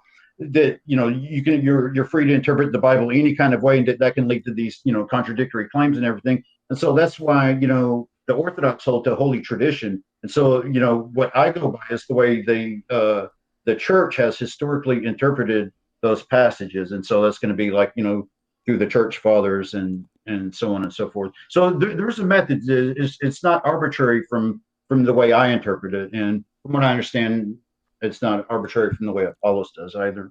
Yeah, I take the hard line and say that there is no comparable miracle when it comes to the resurrection of Jesus. What? Yeah, I He's would agree. Even, That's not. he's It's not not even the only comparable, person yeah. that resurrects in the Bible. No, I mean like in with regards to different religious traditions, contrasting against Christianity. Well, let's see. On the other hand, we have examples like Nero's resurrections, which happened multiple times in history, and we actually let's bring that up. we have the evidence of them leading armies, entire resurrected Nero leading an entire army of followers that like the Romans then sent a force to quash. So a wait, rebellion led by a resurrected man. So why? And those were some more contemporary sources closer than the Gospels. So like what? Can you give me an example? You want me to get you an example of a source for Nero's resurrection? I can do that 1 second. I don't have it ready to go. Eyewitnesses, groups, to Nero's resurrection, and that they have no predisposition to the contrary. Because I'm sure you're well aware that the Roman there were politically motivated apotheosis rituals with state-sponsored cult-promoted deification. And you don't think there's motivated reasoning for the apostles of Jesus? Oh yeah, I think there's motivated reasonings, but that it would. I think those reasonings are inherently based on truth in the sense that there's no predisposition to the contrary because their lives are being threatened every day. I disagree. I can tell you exactly the reasons to the contrary. Okay. Their entire conception of who they are and their place in the universe is all wrapped up in this idea that the person that they're following, their leader, is the Jewish Messiah who was not supposed to die. So either when he died, they have to either jettison all of their beliefs about themselves and the universe and their ultimate meaning and purpose in life, and the entire when they wake up in the morning, what gives them purpose. They have to jettison all that, and the person they were following for years was not the Messiah, and they have to change all their beliefs, or they have to somehow rationalize, hey, his death must have some sort of deeper meaning. Let's interpret that. Let's figure out what all this means and preserve of our identity. So where in the cultural milieu of like Jewish expectation does it say that the Messiah must resurrect? It doesn't. They would not expect the Messiah to resurrect. I actually just got done saying that to you. Yeah. So how where's the cognitive dissonance in trying to re-jettison back to like their expectations? If there was no expectation for them to believe that the Messiah. People were no longer mainstream Jews at this point. They had jettisoned their mainstream Judaism to follow a Messiah, a guy claiming to be the Messiah, right? They were now in a fragmentary cult off of the main Judaistic beliefs. Now they could go back to what they believed and just admit that they were wrong for the last years and the person that they were convinced as the Messiah wasn't. But that's really, really painful for people to have to come to grips with. So they could just preserve their nice, comfortable identity that they've established for themselves and just figure out what his death means. And they did. And that's how we have, the Christian theology today. Yeah, let me share my screen real quick.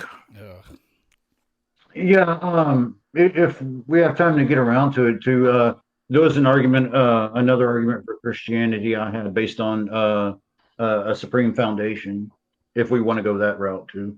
Okay. Yeah, I'd prefer to stick on the resurrection, but like my main point is that like you need, I think it's very implausible that even within like the diversity of Second Temple Judaism, like where does it say that the Messiah would be killed and resurrected? I just got done telling you for the second time it doesn't. So stop asking. They had to make imply sense of what happened. But how can they make sense of something that's not within their own like cultural or cognitive framework? That's why a new religion was born. Yeah, I just explained it to you twice, dude. That's why they were no longer Jews after it, and they made up a new religion. They had to change. All right, we may be hitting a wall on this one. So what I would do is I'd say let's end the screen share for now, and if we are going to screen share again, let's give it a little bit of time and let the audience have a little break from the screen shares. I'm going to hand it over to you, Travis. You want to take us down into some new territory, so if you don't mind, screen share for now there, Apollo. There's also the fact that we'll circle back. Don't worry. That our side presented arguments and lines of evidence that have so far we've dealt with some of our opponents' openings, but our openings have gone largely untouched in this discussion. Okay. Yeah. What would you like me to address? Whatever you want. As far as your arguments, I listed 4 or 5 arguments. Would you want me to share my screen so you can see what they are again? If you could just tell me, I'm sure I'm aware of them. Okay. Well, yeah. Like I know of them. So I had said the first you can share if you'd like. Sorry, Grayson, to cut you off, but you can. I mean, of course, yeah. It's only fair because we've had screen shares on the other side for quite a bit. So if you want to put it up for reference, one of these points, and we can maybe talk about one of these or the last. I guess we did talk about the last one with the track record thing. So these are 4 points I brought up. Peterson brought up arguments in his as well. One of the things we talked about. Well, hold on. We're going to give the floor over to Grayson to outline his arguments, and then it's okay. I mean, they can, if they want to respond to one of them, they can. But I think both of us touched on point number 2. I think about how these universally accessible truths, the way that they're distributed on the earth, is not like it's not grouped together like geographically like this. Like everybody accepts that there's one sun because everybody can access that truth. And it tells us that it's supposed to be universally accessible, that God is real. So let me just read this. So God beliefs are probabilistically determined by one's birthplace, which one would expect of cultural norms, not of universally accessible truth. So there's some different ways you want to go with this. Obviously, we want to avoid the genetic fallacy. But are you saying, because we could say that, for example, Christopher C. Knight, he has a really good work on that presents Christ as the divine logos. And so it kind of incorporates these different religious claims, like being in line with Christianity. Now, this is a bit controversial. Not everyone's going to, find this plausible. I'm just mentioning a scholar who kind of takes a different kind of route with this. And he will say that, if the divine logos, which is the word, Christ, the divine wisdom of God and so on, that if he, created the cosmos and imbued it with divine wisdom, that sort of like how we see convergence in biology, that these certain moralistic and religious type of truths, we would see them sort of converge even through one's different cultural conditioning and so on. They would kind of converge into truths similar to Christianity, like the value of love. Okay, Travis, why don't we see that happening then? Why is it that 2,000 years ago this Jesus guy went over here, we got this Christian religion, and then ever since that happened, it's continued to fragment into smaller and smaller groups. We've got Mormonism spinning off that we've talked about. We've got all spin-offs, and that happens in every single religion to the same degree. We don't see any, hey, wait a minute, this religion's behaving differently than all the other ones. Maybe it's true. Like the dynamics, the way that religions develop and change over time are the same for all of them. So if you were to ask me that, now Apollos may have something different, but if you were asked me that, I would say, well, that kind of highlights the value of being Eastern Orthodox, that holds to traditions that have continued unbroken since Christ and the apostles. Because in fact, and I could even bring up an argument that like a foundational being of a certain nature would have some reason to want to communicate his truths to people of all times and places, and so I think that really makes sense out of something like holy tradition, which you see in Greek Orthodoxy and Roman Catholicism. Now, I think it favors Orthodoxy more than. But there's so little standard. If there's a true personal God out there, then who is a revelatory God, then it doesn't really make sense to us that the religious concepts that people have and religious practices and taboos and even the concept of God for all these people all throughout history has been completely contradictory. There's so little standardization behind any of it. Right. So I think this really gets into a good point too of how we do evidence for our theory and whether or not some, contingent observation is evidence against our theory. And so given this sort of axiological view that I'm going with of an axiologically supreme being who kind of narrates this grand story, what we do is we look at what obtains on the whole. So we don't want to necessarily hyper focus on some temporary time t. We're looking at what the narrative entails on the whole. Okay, and so on this, please, this is important. I promise.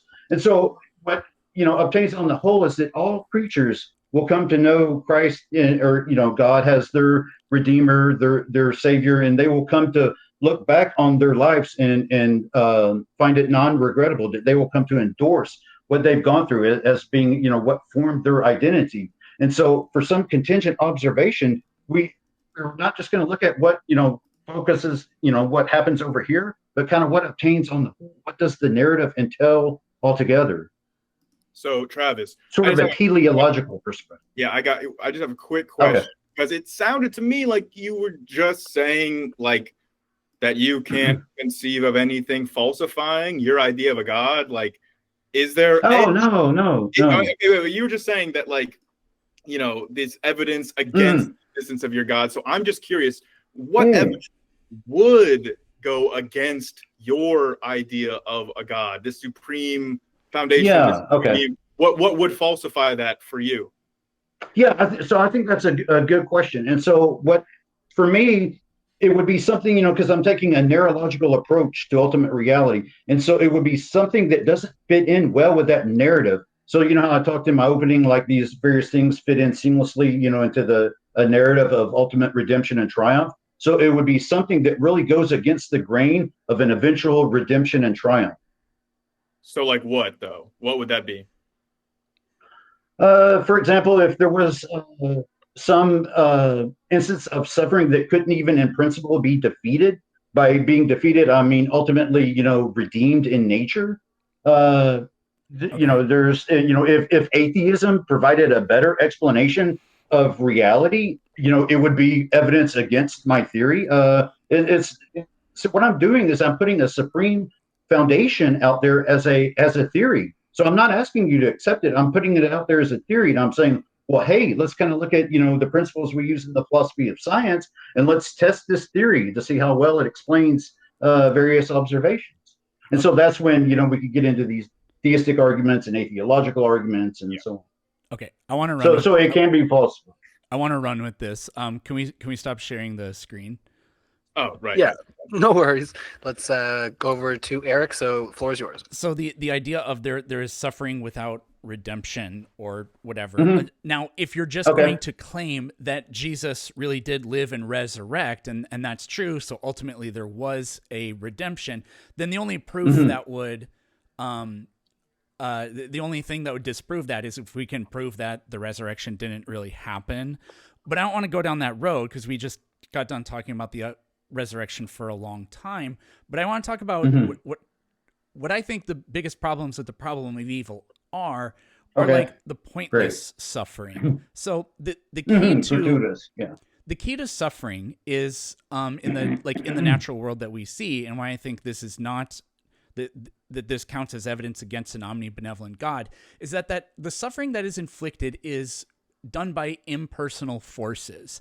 And I don't really think that there's room for impersonal forces in the theistic world, because you'd have to claim that God desires a cosmic ray that strikes somebody and mutates a mole on their arm and gives them cancer. God would desire for that to happen. And I don't think that really makes any sense. And there's also the problem that suffering is actually the means of creation in the natural world.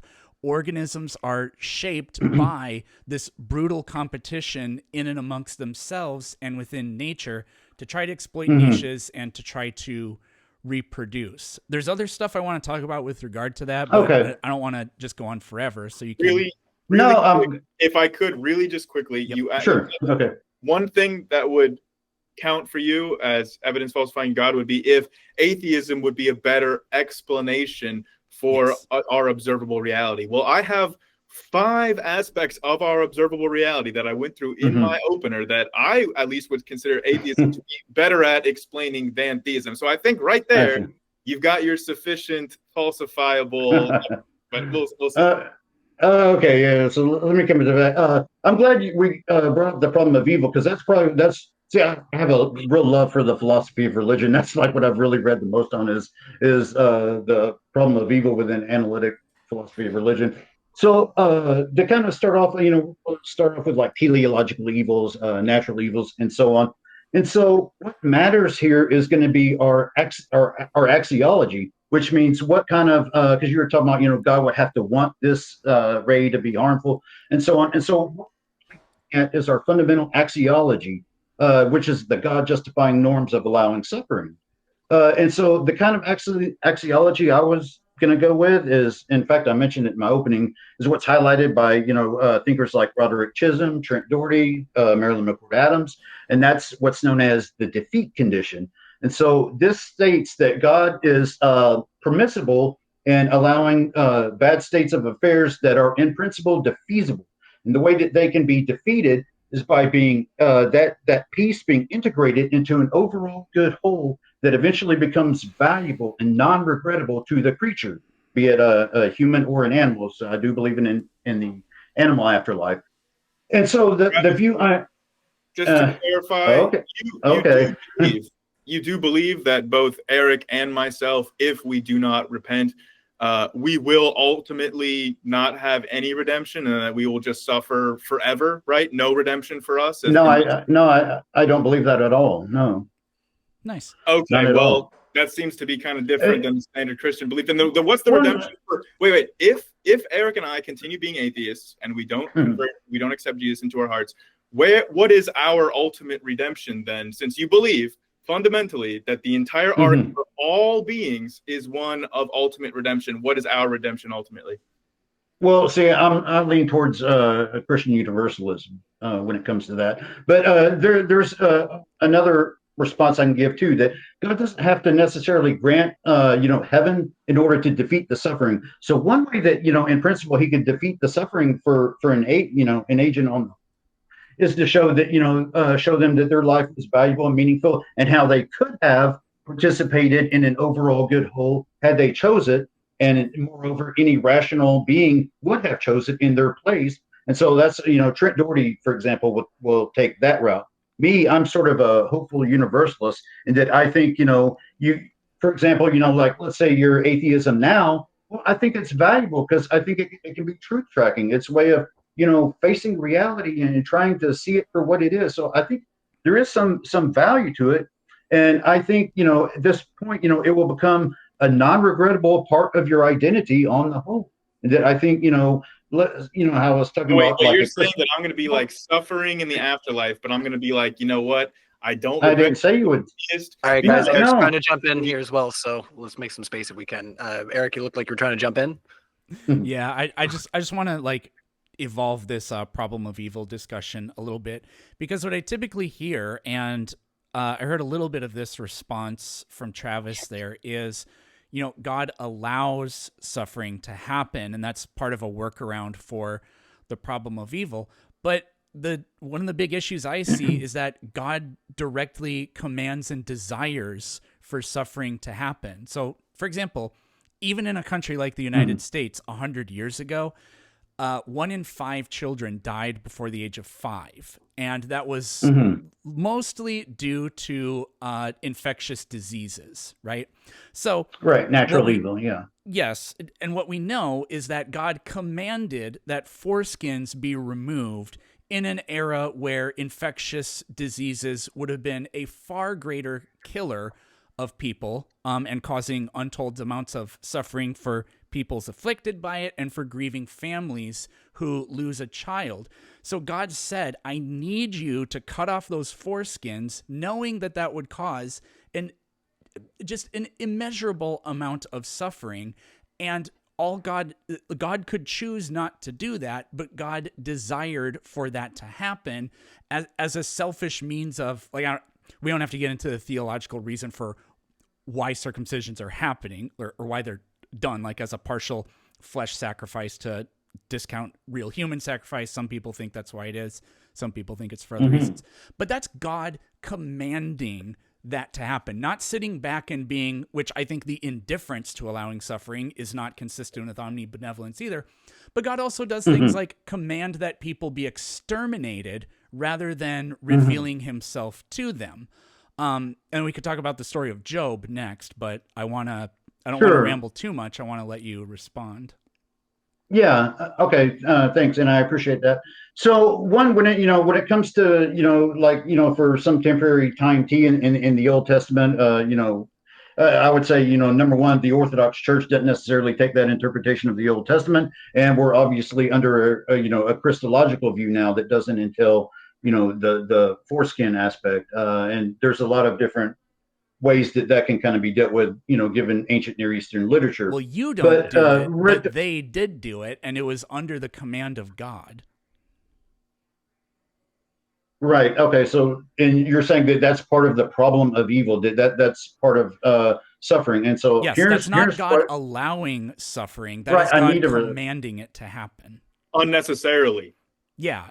Well, you'd have to make the case here now that has any possible point to it other than God's selfishness or God works in mysterious ways we don't understand.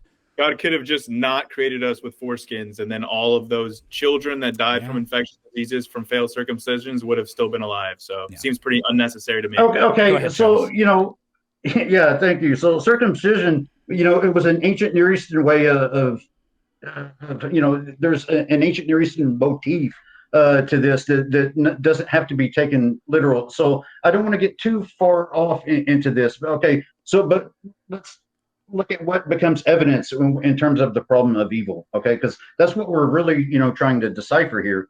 And what I'm saying is that given my axiology, in order for something to count as evidence against theism, it would have to be indefeasible. And then what that means is that it can't even in principle be defeated because I'm applying a defeat condition. And so, and I've also talked about a Christological narrative of redemption. And so if there was a story, a grand metaphysical story of how creatures come to overcome their suffering and eventually become saints and heroes and victorious, well, part of that entails undergoing bad states of affairs. And so what I'm saying is that this a narrative of eventual triumph and redemption, at the very least, has more explanatory power given the states of affairs like suffering than just the principle of indifference alone.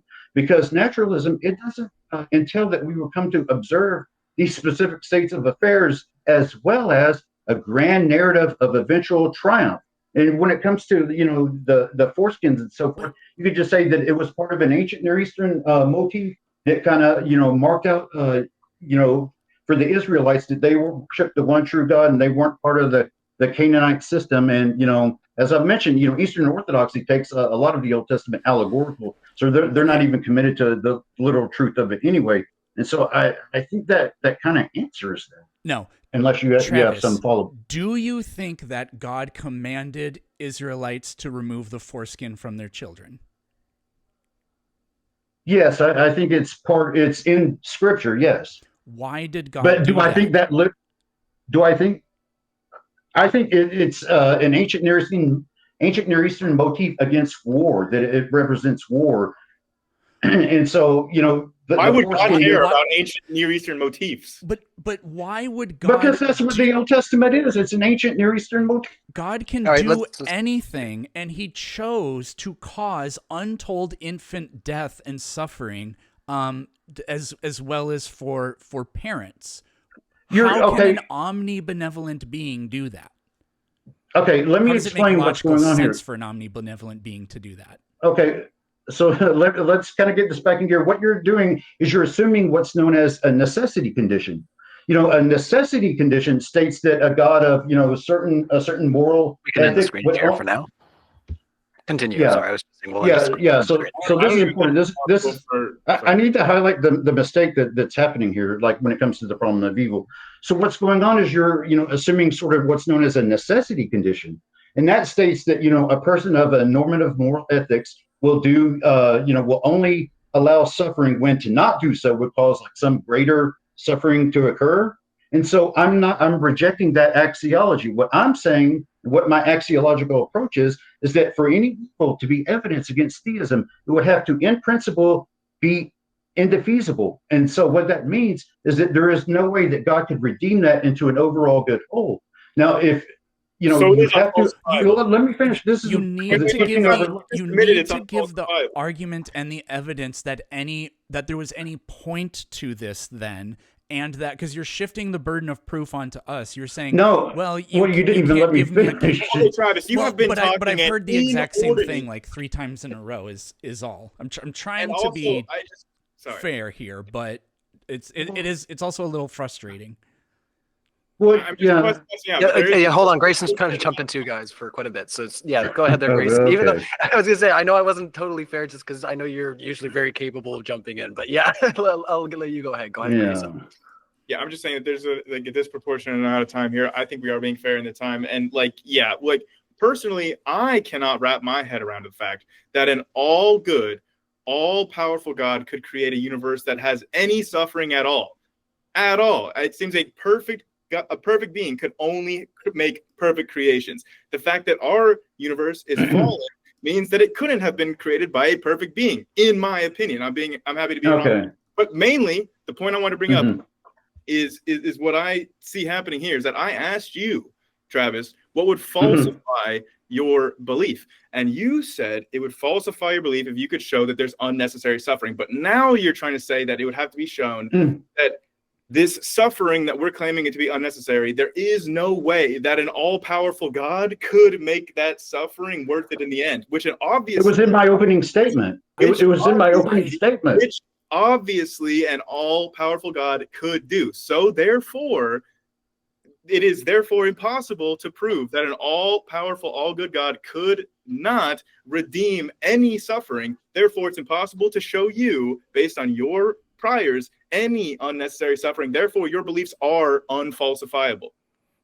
And I also think I just like to point out that have testable and unfalsifiable are 2 different things. That's all. Yeah, and not only that, but if we're going to be anywhere, remotely, using philosophy here, you have to assume my axiology. The theist chooses their own axiology, and so you have to make objections that fit within that axiology. So, let me just grant that on a necessity condition, like you were saying with the foreskins, yeah, that could be evidence against theism, but that's assuming a necessity condition, which I'm not doing.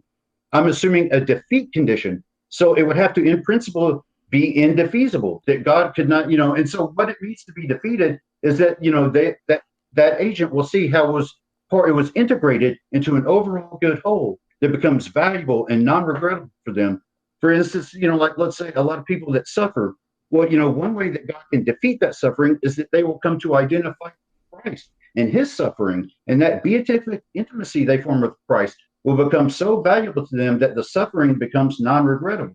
Because that's what it means for suffering to be defeated, is that it becomes a valuable, non-regrettable part of a larger whole.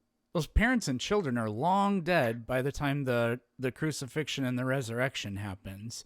So I don't see where their redemption ever takes place. On the whole, it means their eternal life altogether. That's what on the whole means. You're trying to tell us, Travis, that eventually, in the far, far future, that if Eric and I don't repent and we continue to be atheists and we're burning in hell, that eventually we are not going to regret our atheism. Even when we're burning in hell and suffering eternally, we're going to say, oh, you know what? I don't regret being an atheist because I understand God has told me that good it served, the overall scheme of things. So I don't regret it at all. And I don't regret it even if I'm suffering eternally for it. That's what you're trying to tell me, is that one day I come to that realization? Well, yeah, I mean, but not the suffering, because like I said, I'm partial to a Christian universalism where all will eventually be saved, and that hell is more restorative than punishment. It's punishment, but it's in a restorative manner, not retributive justice, but that it restores. So, So I mean, that's eventually, just I get paroled from hell, and then I get back into you heaven. can look at it like that. Yes, you can look at it like that. Okay, Oh, so okay. That's very I thought you just anthropomorphic, but yeah. I wait. thought you just stayed there until you liked it. I was gonna say this is getting Why are you even freaky. here? Okay, hold on. Let's Why put are you Apollo No, back in your you got field. it. You got to learn your lessons, but you can think of it as like an extended purgatory of sorts. It's where the suffering, because in the Orthodox tradition, the suffering of hell is not God putting you in some torturous dungeon. What it is God reflects light and love, and so those who could reciprocate His love experience that has warmth and light, whereas those who don't reciprocate His love, His holiness is experienced as suffer. It's overwhelming to them, and they can't stand it. And so what that does is it can eventually purge away all the sin, to where the agent, then becomes, gets into heaven and so right, forth. like a really intensive spa treatment. All right, I think we hammered this one. So, Apollo, do you want to like that, you could that is consistent within analytic philosophy of religion. Sure, I think it's anthropomorphizing it vastly, but you can look at it like that. Sure. I want to hand the floor back over to Apollos to go down some of the roots and arguments that he was getting into there with his screen share before we got all into back into Eric's intro with the problem of evil and stuff like that. So Yeah, no worries. Nothing in particular. Yeah, I think How late are we going to tonight, by the way? yeah. well, we can I think get we went over an hour. into yeah, we can get into the super chats if you guys feel like that would be more fruitful at this point. If you guys are all done unpacking. I think that we've touched on Uh, everybody's openings, so I think we're probably good for super chats, right? Yeah. All right, you don't have to. Are You we don't going have to to do twist like my rubber. closings? Yeah, I usually like to do them at the end, or if you have to go, if you get to a point where you're like, hey, I've run out of time, whatever's going on. But yeah, then I'll just ask for it and I'll let you have a closing. But we'll try to get through the super chats, of course. So Okay, yeah, yeah. definitely a big round of virtual applause to our speakers tonight. It's been a lot of fun. Our audience has enjoyed it. Yeah. We do have a Yeah, lot of super chats. this is different. I'm used to Yeah. like more of the analytical philosophy stuff. This kind of like heated environment is different, but it's interesting. I don't typically do like these type of discussions, so it's been interesting. It's different. Well, before we get into the Q&A, I'll just let you know where we're at on the poll. So right now, who has the truth? We are literally 1 point in the difference right now. So 49% Wow. have voted for the Christians and 51% say the atheists. Stop So the count. Stop the count. Stop the count. close the poll now. All right, if it goes 1 point in either direction, I'm going to close it. We'll just see where that goes. It's up to you guys in the audience. I'd also encourage you, if you've got the means to vote in the poll, definitely smack that like button. We've had a great turnout for tonight's debate. So once again, thank you so much to our panel. You guys have been very amicable and working with each other to make this conversation happen. So I appreciate it. Yeah. Let's get right into your questions, though. Keep the super chats coming in, and we'll try to address all your concerns in the live chat there. I do also want to remind everybody that, once again, we do have our live event coming up. You can see beside me right now, there's the David Wood, Alex O'Connor event that is going to be happening in Newark, New Jersey. It's going to be a lot of fun. I'm going to be there. James, of course. We've got other staff members who haven't been there in a while. Uncensored America is coming out to help as well. So it's going to be a big event with a lot of people, and we'll be talking about it more and more as the days come up. Yeah, let's get into those questions. Thunderstorm says for $4.99, is atheism an ideology to complain about God and religion, since most atheists still have religious-based funerals? I can just speak for myself. No, I'm not going to be having a religious-based funeral. I have not before, obviously. And no, like atheism is not really an ideology. It's just a lack of belief in gods, in my opinion, at least. So my atheism, I consider the fact that I was always an atheist. I don't think that there was ever a point in my life that I would not consider myself to be an atheist. I think it's just a category. based on whether or not you believe in God. I don't think it has anything more attached ideologically than that. I know conservative atheists, liberal atheists, atheists that believe all kinds of different crazy stuff that I don't. There's no uniform, consistent ideology with it. Yeah. Did you want to jump in there as well, Eric, and explain to this person why would we have most atheists still have religious-based funerals? I think they're trying to say that the foundations are still based on a religious principle. You're muted. Yeah, your mic's off right now. Sorry about that.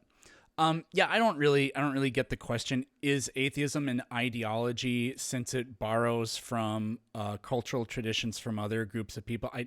I don't get that at all. That doesn't really make any sense. You could also make the argument that atheists are compelled to do those kinds of things because of peer pressure.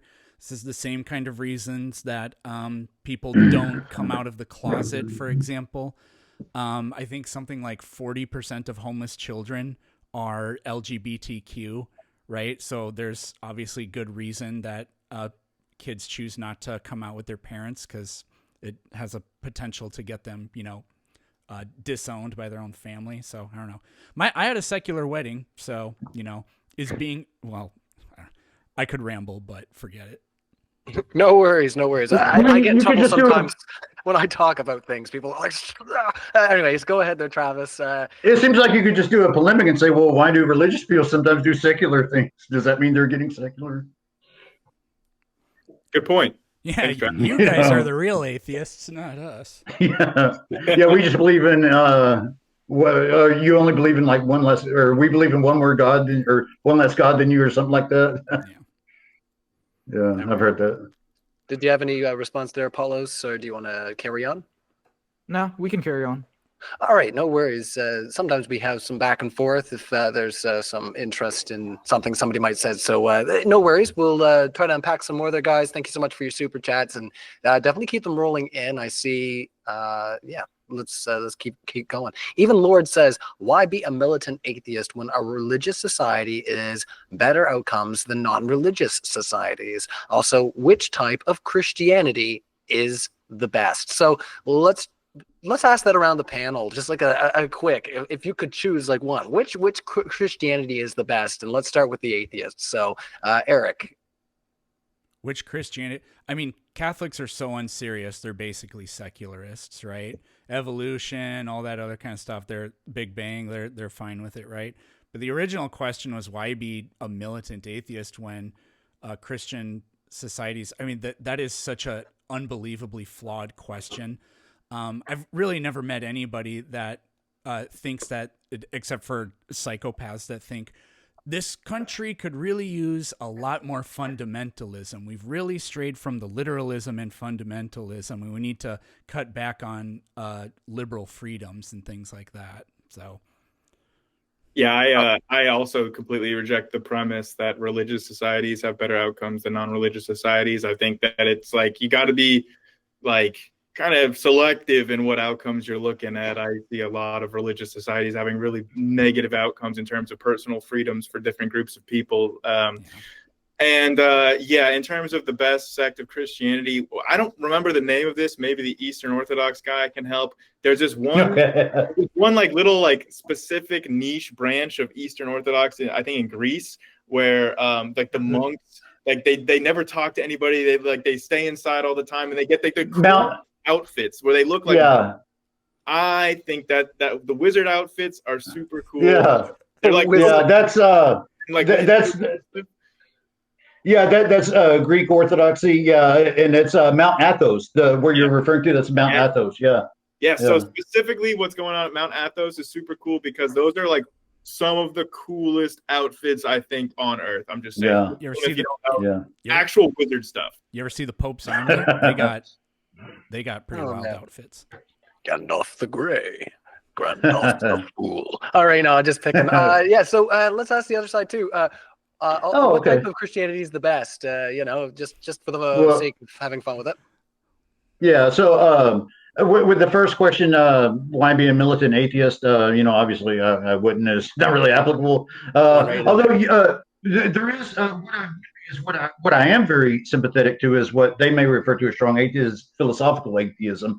That's where atheology like Paul Draper, Graham Oppie, I think they make some robust arguments for atheism, and I'm quite sympathetic to some of the arguments they've presented. And I think it undercuts a lot of the apologetic material, but I think it's answered by people like Swinburne, Rasmussen, and so on. But and so that's a form of atheism that I'm sympathetic to is philosophical atheism. And when it comes to Christianity, I'm obviously going to go with my tradition, Eastern Orthodox. So Awesome. All right. And Apollos, yeah, same question. So, yeah, it seems like you guys are really rocking these ones. You're hammering all the things in the question. I really appreciate you guys being so focused. So, militant atheist, and which Christianity is the best? Yeah, so I'm obviously not a militant atheist, but I belong to a non-denominational church.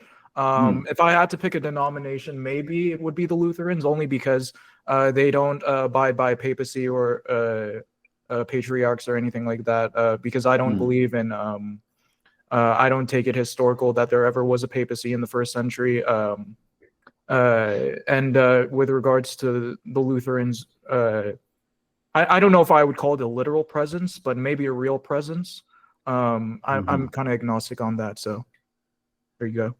No worries. Yeah, let's just carry on. And thanks to the panel, we'll try to get some questions that we can bounce back and forth. And like I say, maybe get some more discussion. But yeah, these are very pointed. So we're trying to get them around the panel and have fun with it. So Steve 1 2 3 4 5 6 7 8 9 says, "I'm confused. Why should any walking sack of rock atoms be here by pure random luck, and then care about other sacks of atoms when a godless universe doesn't care?" All right. Well, an easy question then. Essentially, you're asking about like why life and consciousness exist. So, like, essentially, like, we know about the sort of physical conditions that give rise to complexity. We know about the sort of conditions that are necessary for natural selection to kick in. You need self-replicating chemical systems, which we have seen naturally come about. I think it should be stated that none of these things are just pure luck. These are just the machinations of our universe according to how we know them and the results of the laws of physics acting on the universe or whatever. Like, this is not just pure luck, as theists often try to straw man. These are, guided by physical forces. And natural selection, mutations. We have the theory of evolution explaining all the species. In terms of consciousness, there are very easily understood reasons about why consciousness we would expect it to evolve, namely for the benefits of the most fit behavioral outcomes for novel dynamic stimuli. You would want, like, basically our brains are creating models of the universe and then testing it with our sense data. And it behooves our brain, when you're in these very specific environmental circumstances where you've got a bunch of unique conditions that you can't just do a pre-packaged response to, being aware of the model that your brain is creating. The brain generating a consciousness of itself is the most advantageous and energy efficient way to have advantageous fit behaviors in the kind of environments we live in. That's the explanation. Whew, there we go. Okay, would you like your beer back? Like, holy lightning, I can't hold it. I can't hold it all day. My goodness, he's just riffing, fellas. Surely you have some commentary about Grayson's explanation for why walking sack of rock atoms are treating other pure random. So Travis has to run for a few minutes. That's about 15 minutes. Yeah, no worries.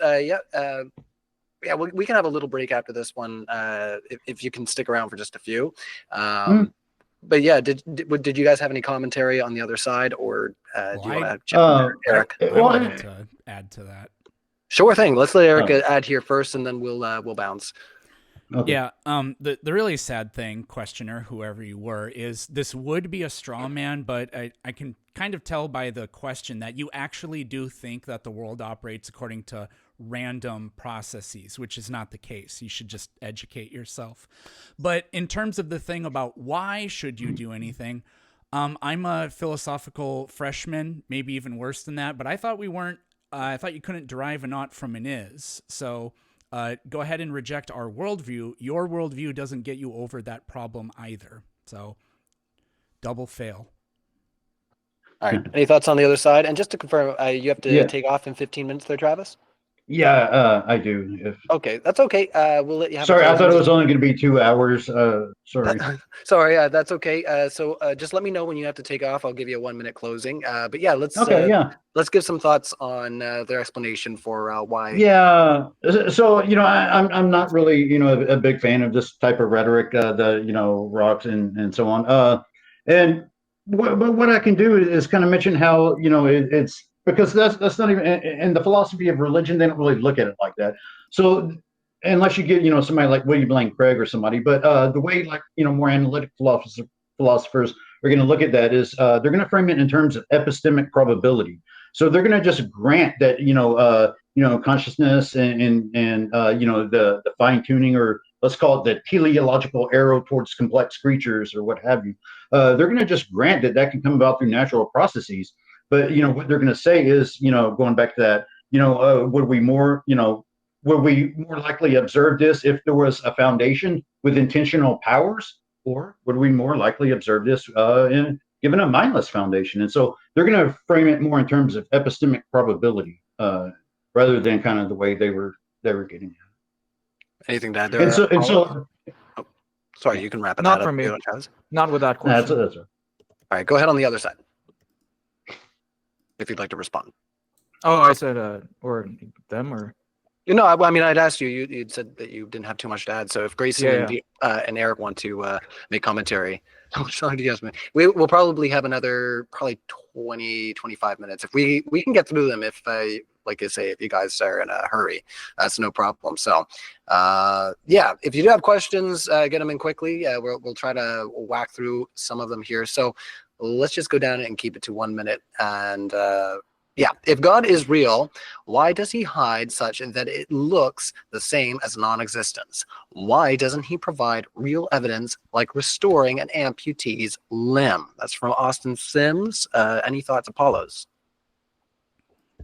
Yeah, it sort of is related to the problem of suffering and divine hiddenness. That is, I would say that given what I've assessed in terms of like miracle claims, that God has positioned himself whereby he's not enforcing belief on us, so we still have the freedom to disbelieve, and yet we're still on this epistemic middle ground by which we can ascertain to believe rationally. All right, any thoughts, Travis, before we move on? Yeah, there's quite a few moves that different branches of Christianity might take. For example, like the apophatic tradition, which you sometimes see in Orthodoxy, actually often, they will say that it's due to God's radical transcendence, that he's immanent through his activities and manifestations, but he's just radically transcendent, and so he's experienced through things like the church and the liturgy, things like that. But I think it just goes back to axiology and what sort of story obtains on the whole. Like will God eventually redeem, reveal himself to the creatures and so on. All right, we'll have to put a bow on it there and carry on. Austin Sims follows up and says, for the theists, do you understand the concept of ethnocentric viewpoint versus cultural relativism viewpoint? Why is your culture's religion different? Do you know what that means, Travis? From what I understand, the ethno is where you take a person, it's like directed towards the person that it's all about me kind of thing.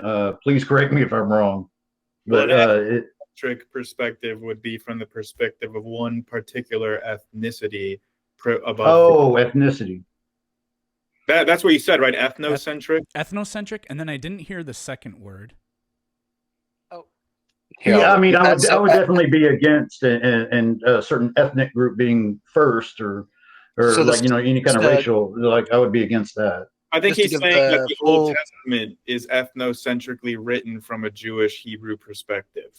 All right, just so that everybody has the full viewpoint here, it was versus cultural relativism. Well, cultural relativism, it means these truths, values and morals are dependent upon the cultural societies that form them. So it's like, moral subjectivism. So I All right. understand what that is. Can I respond to something real quick about divine hiddenness? Yeah, sure. Real quick, if we Sure. can. Based on everything that I know of the God of the Bible, divine hiddenness is a complete unexpected surprise that the theists just basically have to come up with some sort of like post hoc explanation for, going back in the Bible, trying to justify the observation of divine hiddenness clearly. I mean, everything that we know about the God in the Bible seems like he would indicate himself to us. I mean, he says that, the cosmos declares his existence, that the fool says in his heart there is no God. It's like, well, why would that person be foolish if God hasn't presented the evidence for a rational person to conclude that he exists? Then they're not a fool. So it doesn't make any sense based on the God of the Bible. My point. Let's wrap her on up there. Thanks. Austin Sim says, for everybody, I think this will be very quick. Do you want to make society better? Yeah. Yes. Yes, obviously, yeah. Yeah. Oh, yeah. Awesome. I think we're all in agreement there. Most people, I don't know what kind of person's going to say no to that. I mean, Yeah, that's what I was thinking. Who's going to say no? I mean, honestly, I'm not trying to be inflammatory here, but a Christian, I don't see why you would want to make the world better if you're a Christian, if you believe that the end of the world is coming any day now, and ultimately all of us will be redeemed with a way better existence in heaven. It's like, why even bother making the world better at that point? So I can't understand why a Christian wouldn't want that. All right, let's carry on. I would say through the development of virtues and showcasing love, humility, forgiveness, these virtues, and loving one another and building, being there is valuable. I agree We from gotta- the perspective of an atheist. Thank you. Let's carry on. Okay. It was a very simple question there from Austin Sims, but yeah, thanks there to our panel. I am trying to whip through them a little bit quicker just because we have some speakers that want to carry on and hang out in their own spaces and have their own parties. So Thunderstorm says, if God is real and watching this, hi, God. Hello, random citizen, Thunderstorm. You caught me. No, I'm kidding. All right, let's carry on. Now I have to go in hiding. No, I'm kidding. All right, Issa Kabir, thank you so much for coming out there, Issa. Appreciate seeing you in the live chat, and glad to see you on the VIP list. Yeah, I'll do a little announcement afterwards. We do have a VIP ticket list, and Issa's on it, so I'm excited. Both teams, steelman your opponent's position. Please give your opponent's best argument and deconstruct why you feel that this argument cannot work. This might take a little time, but let's give her a go. Let's try to be quick about it. I think you got to put a 1 minute Yeah. timer on everybody. Yes, about. Yeah, no. Let's see if we could do it in 45 seconds each. All right. So, Grayson, you've been spitting real quick tonight. So I'm going to do you first here, so you can set the pace. 45 seconds on the floor. Okay, my opponent says that when we look around us, we see some sort of arc of redemption in the universe, and that this accords with the sort of expectations of the Christian God. The other opponent says that the Gospels of the New Testament have contained certain information that we would expect eyewitnesses to know and non-eyewitnesses to not know. Therefore, it is probably reliable, and if the resurrection happened, then the Christian God exists. I think that the big issue is that these Gospels are based on oral traditions, which could have ultimately derived from eyewitness testimony and still contain that information, that they're just recording from oral traditions. It doesn't necessarily imply that they were eyewitnesses. And when I look in the universe, I don't see this same redeeming trajectory that my opponent describes. So I don't know why he has made this conclusion. There you go. That's time. All right. Yeah, let's hand it over to you, Apollos. Same question. So can you steelman the best argument for the atheist position and why you do not agree? 45 seconds. I don't have a lot of notes here, but I know that Grayson brought up the 4 points for the expectations that are more expected under atheism, such as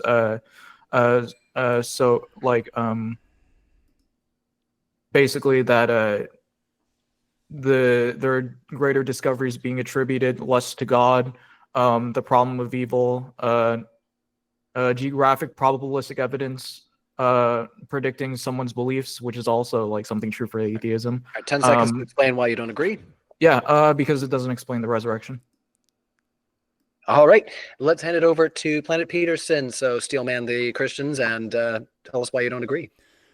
I think Grayson actually kind of took my words on their positions, Travis's grand narrative thing and a redemptive arc explaining the things we see around us, even accounting for like the problem of evil, and then Apollos with the Gospels are sufficient to bolster the claim of the resurrection or whatever. I would say the issues with that is the grand narrative thing.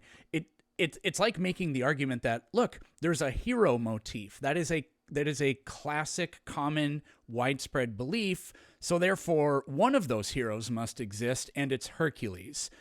There is no privilege to any one particular story from that perspective, I don't think. And then for Apollos, the biggest problem is we don't have the original Gospels. And in fact, the standardization of the Gospels is something that began happening hundreds of years after the stories originated, because as you go back farther and farther, the stories diverge more and more. Sorry. No worries. It's okay. I didn't want to cut you off, but sorry to do so. We were almost up to a minute. So let's hand it over to Travis, and same question, 45 seconds. Yeah, okay. So I think new or Lacktheism, I think it has a valuable aspect insofar as it, encourage us to see the world as it truly is, to embrace science and things of that nature. And I think those things are valuable and meaningful. And the reason I don't, subscribe to that worldview is because I think those are compatible with and even better explained by theism. And, I would get into the fact that there need not be a natural supernatural distinction, but merely a supreme foundation of existence. All right. Well, thank you so much to our panel, Travis, Grayson, Eric, and Apollos. We're going to carry into the next question. It's been tremendous, though, fellas. Really, really, like I say, people are hearing you guys. It's great. So it's nice. I appreciate it. Austin Sims has got another question. Why does the Bible say God's impotent versus iron chariots? Do you want to start us out there, Apollos? So they're asking, why does the Bible say that? Or does it? I believe that's referring to the passage where the Lord couldn't drive out like some random army because they had iron chariots or something like that.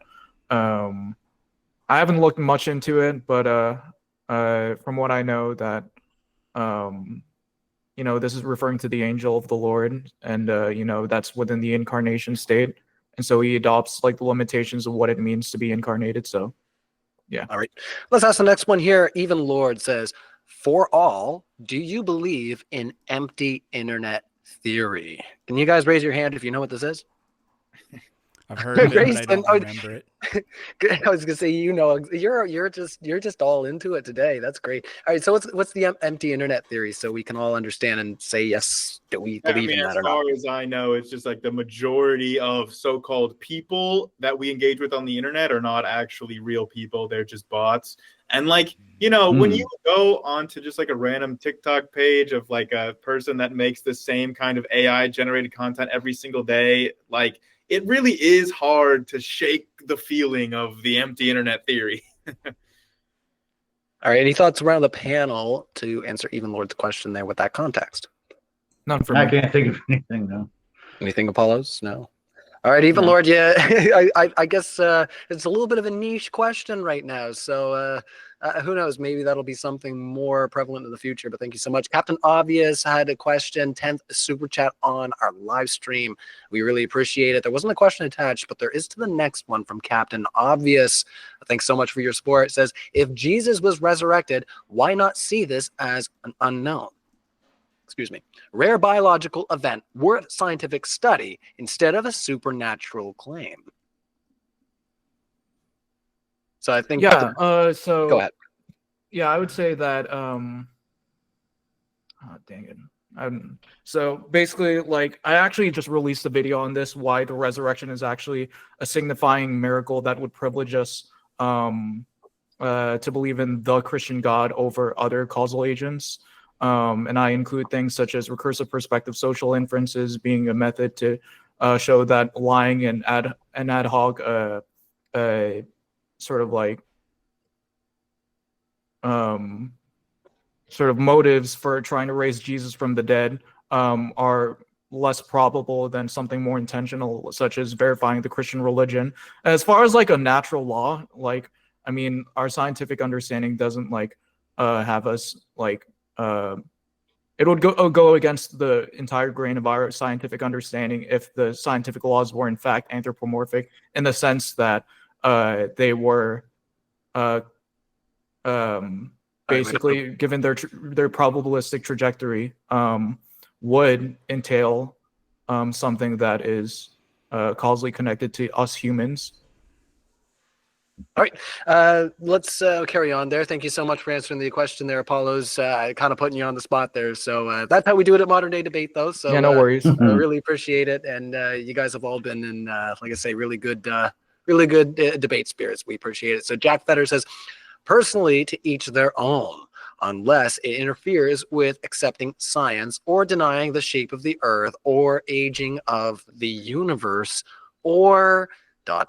So yeah, so personally to each their own, unless it interferes with accepting science, denying the shape of the earth. So you guys, Yeah, I take the Actually, 13 billion years old universe, and what is the other thing? Yeah, I'm not a flat earther. I was just going to ask you both. Are there any like mainstream consensus science positions that you reject? Are you creationists, young earthers, anything like that? No, I'm saying I could. Oh, sorry. Yeah, I'd speak for myself. I would say that by virtue of me believing in the Christian God, I am by de facto an old Earth creationist. That's not to say that like I necessarily believe that abiogenesis can account for the in principle, because it hasn't been demonstrated yet, to the best of my knowledge, of the origin of species. But yeah, I digress.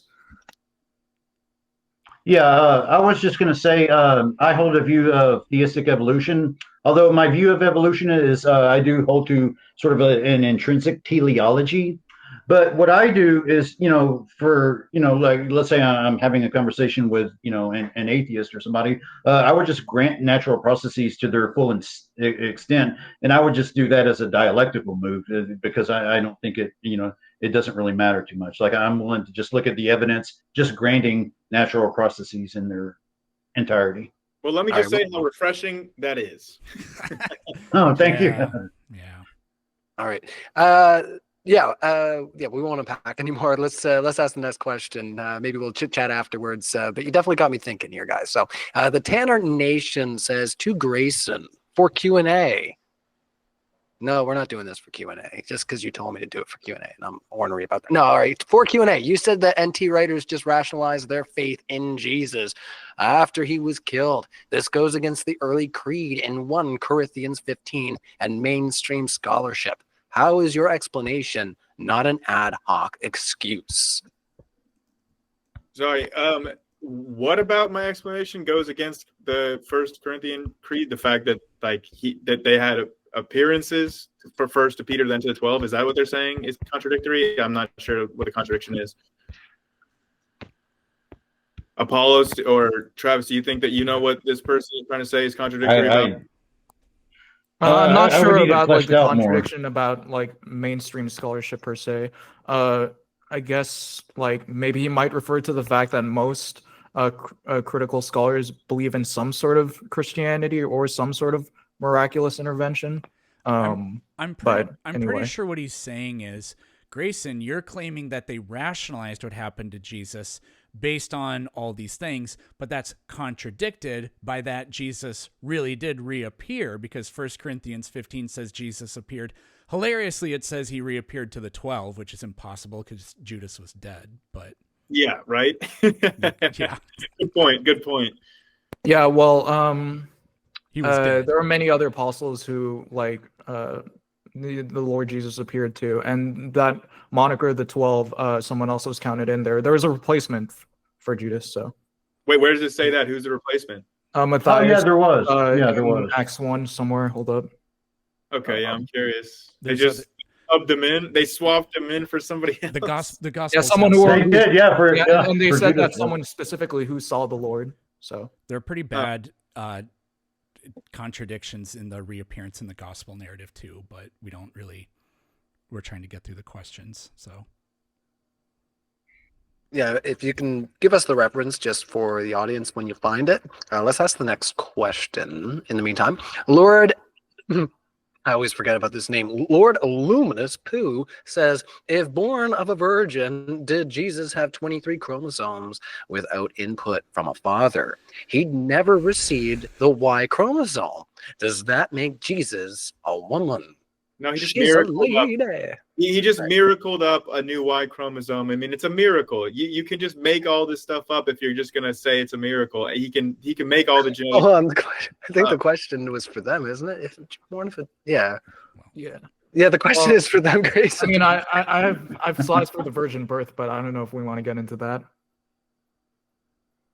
I mean, once you say it's a miracle, which both of you agree it's a miracle, then like everything's out the window. God just did it that way because that's how he did it, because that's how he miracled it. It doesn't need an explanation. Well, yeah, I mean, in a sense, because you're going to say that it's not necessarily required to fit by, the laws of physics as we understand them. Maybe there are higher order laws that God's operating under or something, but, it's not in accordance with our, scientific understanding, but it's kind of saying that anyway by it being a virgin birth. But you both do believe that Jesus did have a Y chromosome that was divinely written by God because he could not have inherited from a man. But as a human man, he would have had to have a Y chromosome. So Jesus did belong to a divine haplogroup. You have to admit that, right? I don't understand what the critique is. All right. Let's ask the next question there. I don't even know what that means. Travis does have to take off, and like I say, there's unpacking on Apollo's end, and now Grayson's trying to open a new can of worms. I'll do right. like this next question, and then one more question if you want me to. But then I kind of got to run. It's totally up to you. I don't want to, like I say, keep you longer than you need to, but we do really appreciate our speakers who are going to hang out. And of course, you for being here as long as you have to have the conversation. It's been a lot of fun. So let's ask these next two questions and you just let me know where you're at. Displaced Gamer says, why did God create an evil being like Satan? As John 8:44 states, he was a murderer and a liar from the beginning. At no point was he even ever not a murderer and a liar? Why did God author evil? So, according to punctuation. According to Christian tradition, if you're going to go by what Christians have historically believed, Satan was created good as an angelic being, who one of the top angelic beings who was beautiful and the most powerful and so on and so forth, but he got corrupted because of his beauty and fell into pride and so on. That's the understanding of at least the Orthodox Church. But wait, didn't Ryan just read an excerpt from the Bible describing him as always a murderer and a liar? Is that not a contradiction? You could say he's from the beginning because that's before humanity was here, but it says in scripture that he was initially created good. And that's historically been, I'm telling you, it's historically been the understanding of the Christian church that Satan was created as a good angel and he fell. And when it says from the beginning, that's referring to proto-human history. Just before you jump in, I just want to ask, just for clarification, do you think there is a moral case for lying, like the whole Anne Frank thing? Like it's good to lie if Anne Frank's in your basement. Is that kind of something that you believe in? Because I think that would kind of put to bed maybe some of those concerns there, Grayson. Ryan, you have to put your question in the form of a super chat. Oh, you don't get free questions, Ryan. I just was asking for clarification. I get to do what I want. That's the fun part of being me. And that could be interpreted in so many other ways. Like it was always, that pride was always creeping up within him, even when he was good. And there are just so many ways you can look at that don't entail contradiction. Okay. I was just asking. Yes, go ahead. The problem with that is if the plain sense of the text, which isn't cohesive, is always infinitely like reflexibly reinterpretable, then it can't be declared as a standard for truth. But that's why I think Holy Tradition is valuable. Okay, fair enough. I agree. Well, I think that we just collectively found one more contradiction in the Bible. So I don't see how that was, but okay. Guys, I just closed the poll. It finally moved. I've been checking it periodically and nothing changed, and it finally changed. It's 50-50. 50-50. Wow. Great. That is so is that like agnosticism agnostics now? Yeah. This is something else, guys. Yeah, we got a truly split audience. So yeah, definitely try to make it cogent and let the people know where you stand. This is great. So let's read one more. And then I'll check in with you, Travis, see if you want to do your Okay. closing. Lord Luminous Okay. Pooh says Yahweh was the war god of a pantheon and found excuses to exterminate the other gods like Melech. He's not the one true, he's the one that survived.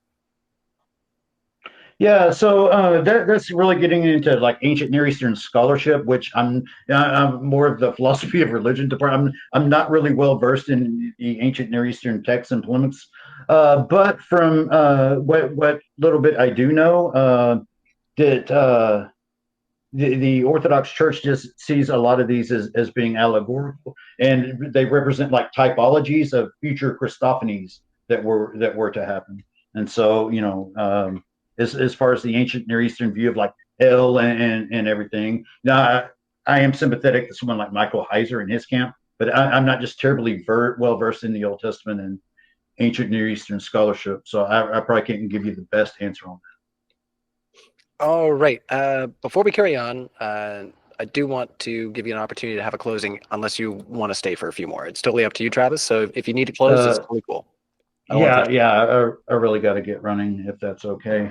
All right, 1 Right. minute on the Thanks for floor there, everything, Travis. Travis. And yeah, Yeah, thank you yeah. so much for coming Yeah. out, partnering with Apollos, and having the conversation with Grayson and Eric. We Yeah, really sure. appreciate it. And yeah, let's give you 1 minute on the floor. Let everybody know where they can find you, and also your thoughts about our discussion today. Yeah, so I'm not like an apologist or anything, so I don't really have like that kind of thing going. Although you can find me on Facebook, Travis Worth, WRTH. That's I use my Facebook account mainly just for like philosophy and theology stuff. Because again, I'm more into like the philosophy of religion aspect than necessarily apologetic and counter apologetics. But that being said, I thought this was a really cool conversation. And as far as like a brief summary, I kind of just mention what I mentioned in the other thing, that I like, the new atheist perspective, that sees reality for what it truly is, embraces science, and I think that can be explained well through a divine narrative of eventual triumph for all creatures. All right, excellent. And Well, thank you. I guess one thing I do want to highlight is if you want to see more about like this narrative approach 10 to seconds. make to prove I'm not just making this out of my head. See Josh Rasmussen in his academic book, Is God the Best Explanation of Things? And it's called The Great Story Theodicy. So if you want a more academic treatment of it, yeah. There, your timer did go off there a little bit, but I did want you to Okay, sorry. So it's been a pleasure, Travis. Thank you so much for Okay. coming out. We'll hopefully see you again for more debates. And yeah, cheers for now. Okay, take care, guys. Thanks. All right. Awesome, possum. Let's get this screen over here while I fix up our speakers. And we're going to keep asking those super chats, everybody. So yes, a big round of virtual applause to Travis, who came out to have the conversation and keeping things nice and flowing tonight. I've just been really enjoying the energy on screen tonight. You guys have been great. Binge Thinker says there is an after show. Head to @Matters Now. So yeah, after the show, you head over to the after show. Probably hosted by MXXD, who has been one of our most loyal mods in the chat. So we really appreciate that. But let's continue on here with some of the questions. Thank you so much for hanging out, Apollos, and fronting the force on your own here. All right. So we appreciate that too. Travis Arnold put in $1.99, but no question. Thank you so much for the support. Neil Jacko said, question for all. Let's grant crucifixion and body put in tomb for the moment. If we had a time machine to travel back to the day and you could be in the tomb, what do you think you would actually physically see and hear? I'd be pretty weirded out about being in such a close quarters with a dead body.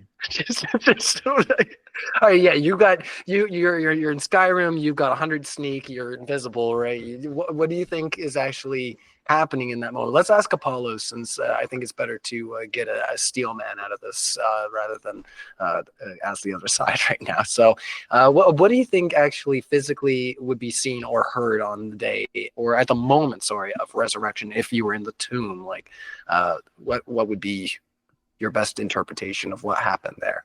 Yeah, well, I mean, obviously, I believe the tomb was empty and that Jesus was resurrected in a more glorified body.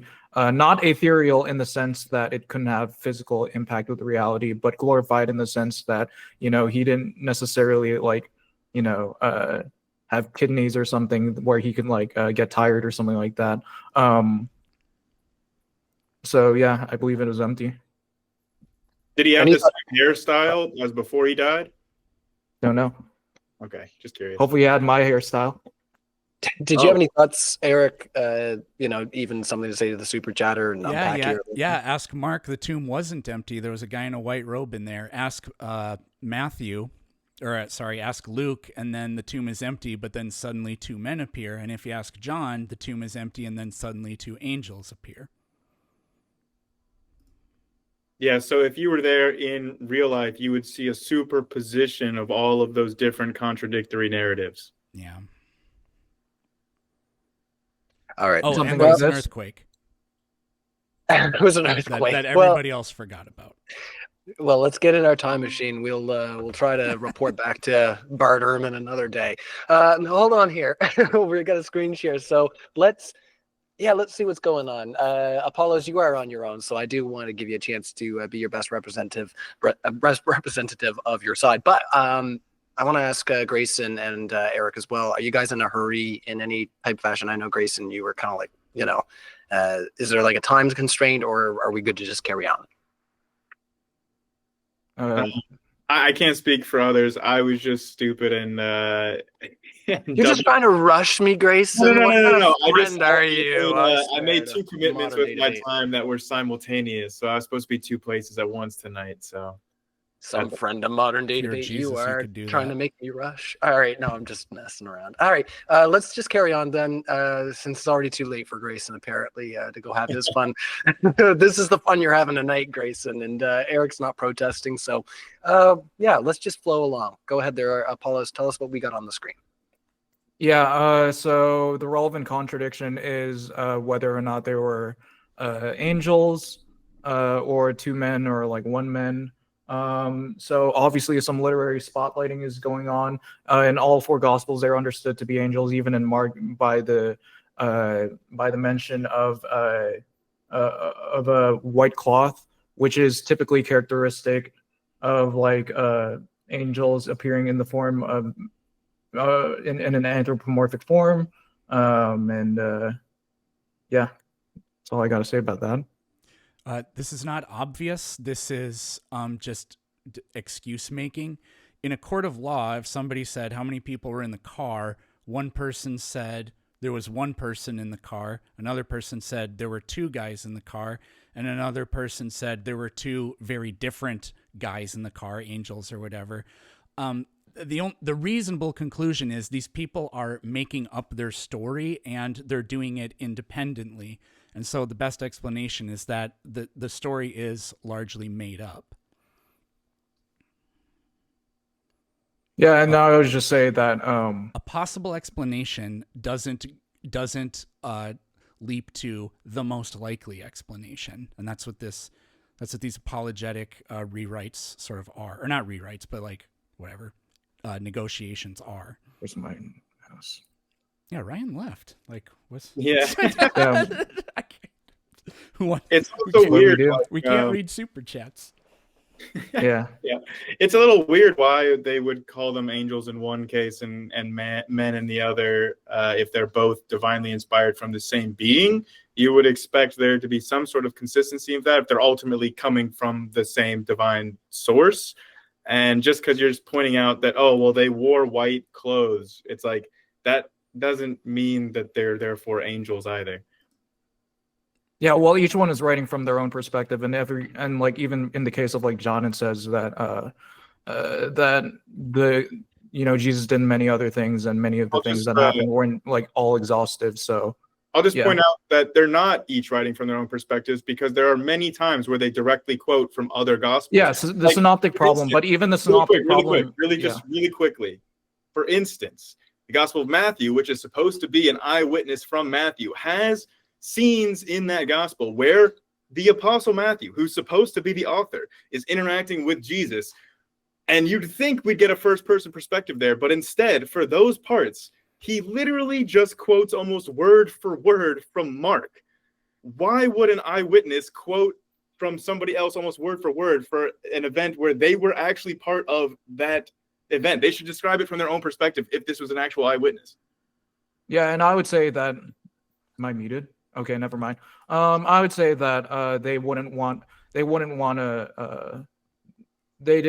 don't want like earlier gospels that they considered authoritative to go to waste, and so they're just reusing a lot of like the available like reports at the time that they had. That really sounds reasonable to you, like what you just said in response to what I just said? Like, that sounds like, yep, in your head, that makes sense, that's reasonable. Like, that doesn't seem like a stretch. I mean, it's an eyewitness describing an event they were there for. They're one of the two people in the event, and they're going to that's the other thing. Like, with regards to the authorship, I don't necessarily think that, say for example, that we like Peter wrote Mark with his own hand or something. Like, there are scribes involved, there are other eyewitnesses involved, there are other considerations involved. It's rather the authorship with regards to the information being given.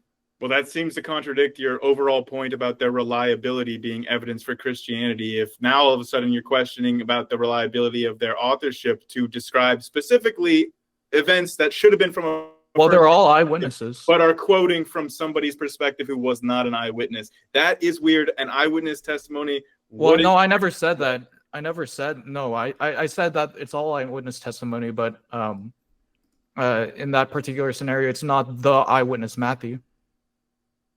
No, and then it's not anybody, because they're quoting from Mark, who wasn't an eyewitness to those events. Even if it's a scribe describing Mark or whatever, none of them were eyewitnesses. Peter wasn't an eyewitness to that. Like, it was Matthew and Jesus. It should be from Matthew's perspective, because he's supposed to be the author, but he's quoting from another dude who wasn't there word for word to describe events he should be describing himself.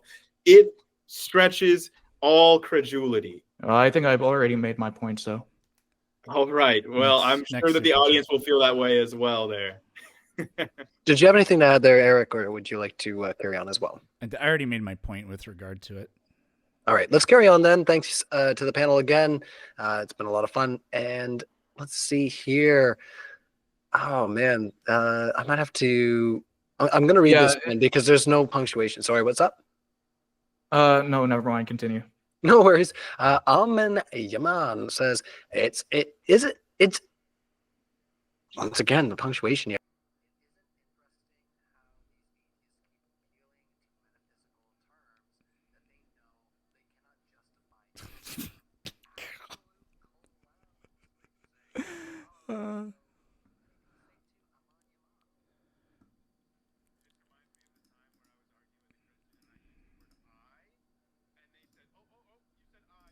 Justify the existence of the self without a God, therefore I win, because you use the word I in your sentence. This is reminding me of that. I'm getting flashbacks. Well, what do you mean by flashback? I'm sorry, I'm just messing around. I can't help myself. But Apollos, do you share that sentiment on your end, or do you think that that's not a fair criticism? I don't really understand the question, so I can't comment. I meant on presuppositionalist bullshit is what it is.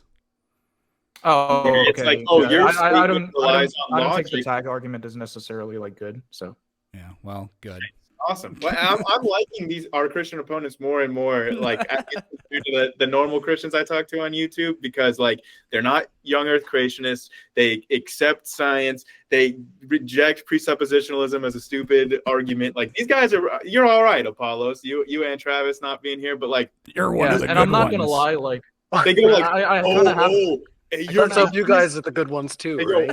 You're an atheist and you use logic.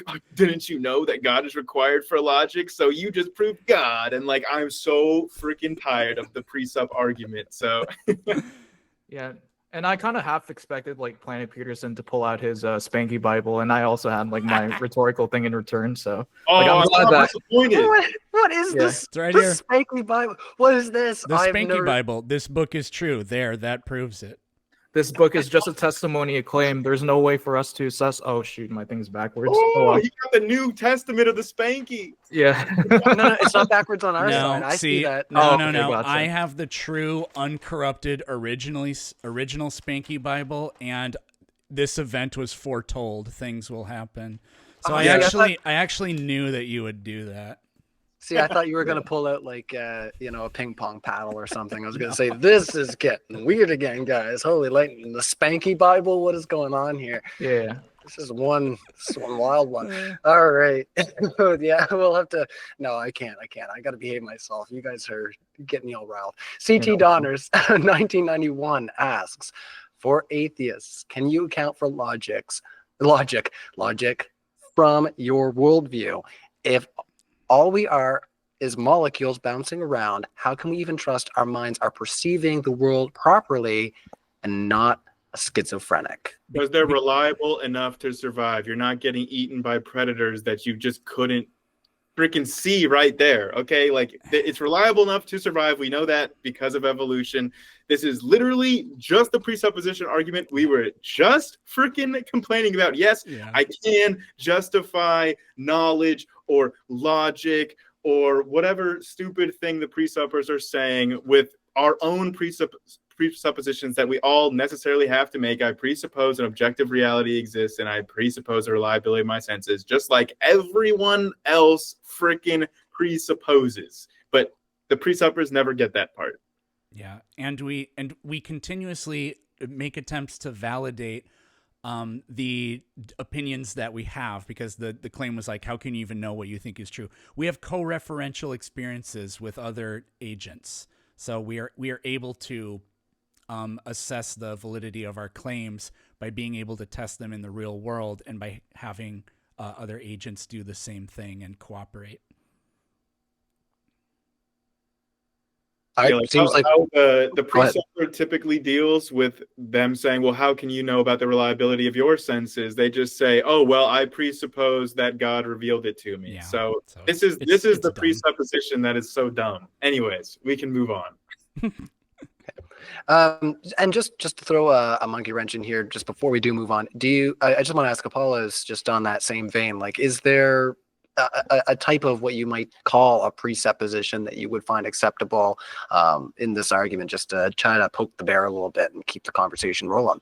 Yeah, no, I don't really take the presupposition. I mean, I think like Grayson said enough when it regards to like us making our own presuppositions. I mean, like, why can I presuppose that like Allah gave me like the sort of like cognitive abilities to like go about with reason or something like that? But anyway. Awesome. Well, thank you so much, guys. It's been great. And we'll ask a couple more questions here. We're winding down. I think I've only got about 5 to 7 left. Just depends on how the audience is feeling. So yeah, as these guys are talking, there's questions coming in that are of course related. What's going on there, Grayson? Did you need to step out or just give them the thumbs up there? I was just itching my face, but we can do a lightning round. Let's go. Yeah, no, it's all good. It's all good. I mean, I don't want to rush too much if we don't have to. That's great. Like I say, I appreciate you guys unpacking. Dylan Dishner says, why do you guys keep putting a partially filled penis on the right side of the screen? Well, I'd like to tell you that is our thermometer, which is actually telling you how much our fundraiser has raised. But yeah, everything longer than it is wide is a penis, Dylan. That might be a you problem. You might need to think about that a little bit. Lord Illuminous Pooh says, if yeah, it's a different question. It's kind of similar. Lord Luminous Pooh says, if the Bible defines sex is between a man and a woman, then same sex isn't sex and therefore not a sin.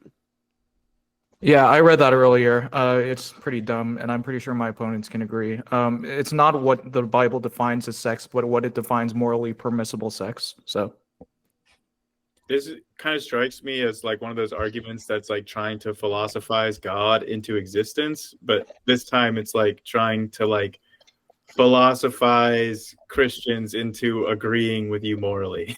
Like, I don't know if it'll work. I don't think it will. Yeah, it's dumb. Moving on. All right. I'm just going to take 1 second here, guys, and just pop one last little poll. Ryan, we know that you're super chatting a question. What? No. Yeah. I'm just clapping back at somebody right now. Just give me a second, right? Yeah. All right. And we'll put the full name there, Planet Peterson. That way you got your pitch in the live chat, and then Travis, who isn't here. So, who tore up the house tonight? And all of our speakers are there in the suggestions for you to vote for. So who did tear up the house tonight? Was it Grayson? Was it Apollos, Planet Peterson, or Travis? So get your votes in there, guys. We appreciate seeing our audience being engaged with the conversation, letting us know where you stand in all of this. This is fun. Let's see. The Tanner Nation. Clarification about my 1 Corinthians 15 question. So let's just we'll just scroll up here. So they said to Grayson, you said that the New Testament writers just rationalized their faith in Jesus after he was killed. This goes against the early creed in 1 Corinthians 15 and mainstream scholarship. How is your explanation non-ad hoc excuse? So if you recall answering that question, they're following up on that one. Okay, yeah, it doesn't at all. I don't see any contradiction. Like, they just repeated themselves and say, "See, don't you?" Hold on. I was gonna say I was repeating their question just to remind you that that's where you guys were. So they're adding on here. All right. My point was to name one scholar, Bart Ehrman, who thinks the apostles actually had experiences and they truly believed in the resurrection. They didn't just rationalize their dead leader. In quotations. I never said that they didn't actually see anything. If he thinks that that's what I was saying, if they didn't have any visions or whatever, that's not at all what I was saying or implying. To this person asking if you actually want to know what I think actually happened, literally just made a video about that. I did not know that this was going to be the topic of the debate tonight, but I literally, my newest video on my channel is how I think the resurrection happened in a naturalistic atheist world that we live in like the real naturalistic secular resurrection. So I just made a whole video explaining my thoughts about that, and post bereavement grief induced hallucinations were part of that. So I do think that they saw something. I just don't think it was a physical resurrection, and I do think that that is not at all mutually exclusive with them rationalizing what was going on around them to make it still make sense with their identity. I don't think that there's any contradiction about that with any consensus of scholarship. So see, I'm just glad that you followed up with that. I just thought you were trying to pitch your newest video, which yeah, go check out all of our speakers. Grayson obviously is making content. Yeah, Grayson told me earlier Planet Peterson has quite a large TikTok following, so I'm sure there's lots of great content over there. And also on YouTube, I would presume as well, based on our links. Yeah, and also Apollos is also linked in the live description. So if you like hearing from any of these speakers, definitely go check them out. But yeah, Grayson did just make a video about it, he's saying. So yeah, go check that out after we're done having this conversation, of course. Lord Illuminous Pooh says, if I read it right, it says, if a man lies with another man, he should smoke pot. Oh my. Well, gee, I can't think of too many excuses not to, Lord Illuminous Pooh, but I don't know if that's quite what it says. Based. Gay stoner boner. Oh, man. Yeah, no, definitely. Just it depends on the quality of the man, I guess, that you're with. If you need to absolutely get high afterwards. Anyways, Lord Illuminous Pooh says, "Sorry, be stoned." Okay, so we knew you knew what the right thing was, there, Lord Luminous. So, if a man lies with another man, he should be stoned. So this is a whole different can of worms that we can potentially get into. I've, obviously heard all kinds of debates on this one, but I don't think we're going to unpack too much. It doesn't. I will say that I was at dinner with Kent Hovind, and he just out of nowhere during dinner, unprompted, told me exactly that. He said, actually, when the Bible says you should stone gay people, that's based on science because they're unclean. That's what he told me while we were eating Chinese food randomly. So that happened. So I do know that, and I don't think Apollos agrees with that at all, but I do know that some crazy Christians do. Yeah, Apollos, I don't think gay people should be stoned. Yeah, see, this is why I like Apollos. God does. Oh, snap. Well, yeah, it was basically his allowance of like the ancient Near Eastern. No, he told anyway, them to do it. He didn't allow them to do it. He told well, even them Paul to do says it. that there's a demiurgical, like the angel of the Lord gave the law. So yeah. So you think an all perfect being would allow that, like an all good, all powerful being? You just say, you know what? It's an ancient Near Eastern tradition. Let them have it. Now, Yeah. I have to admit, this is one that I have not gone down the rabbit hole in, but I did have a conversation. I'm not going to get into too many weeds of it, but and I remember somebody bringing it up in a debate, and it just kind of all came together, where the conversation was around if this was rules for the clergy, not rules for like the everyday person. So, is there like any dissection that you guys would have on that to say that that's debunk, or is there maybe some merit there? I haven't read into that particular theory specifically, but I would just defer just largely in general to like Inspiring Philosophy has like a lot of good videos on the imperfect Mosaic law. So yeah. All right. I'm just trying to do what I can to keep things fair here. Artful Da Jr. says, with there being no proof outside the Bible for Israeli enslavement, where do the pyramids and Sphinx come from? I am just looking for information. Okay. Well, yeah. Okay. Ask an Egyptologist maybe, or read any historical text. Like you'll see that the consensus of Egyptologists and historians is not that the Egyptians were built by Hebrew slaves.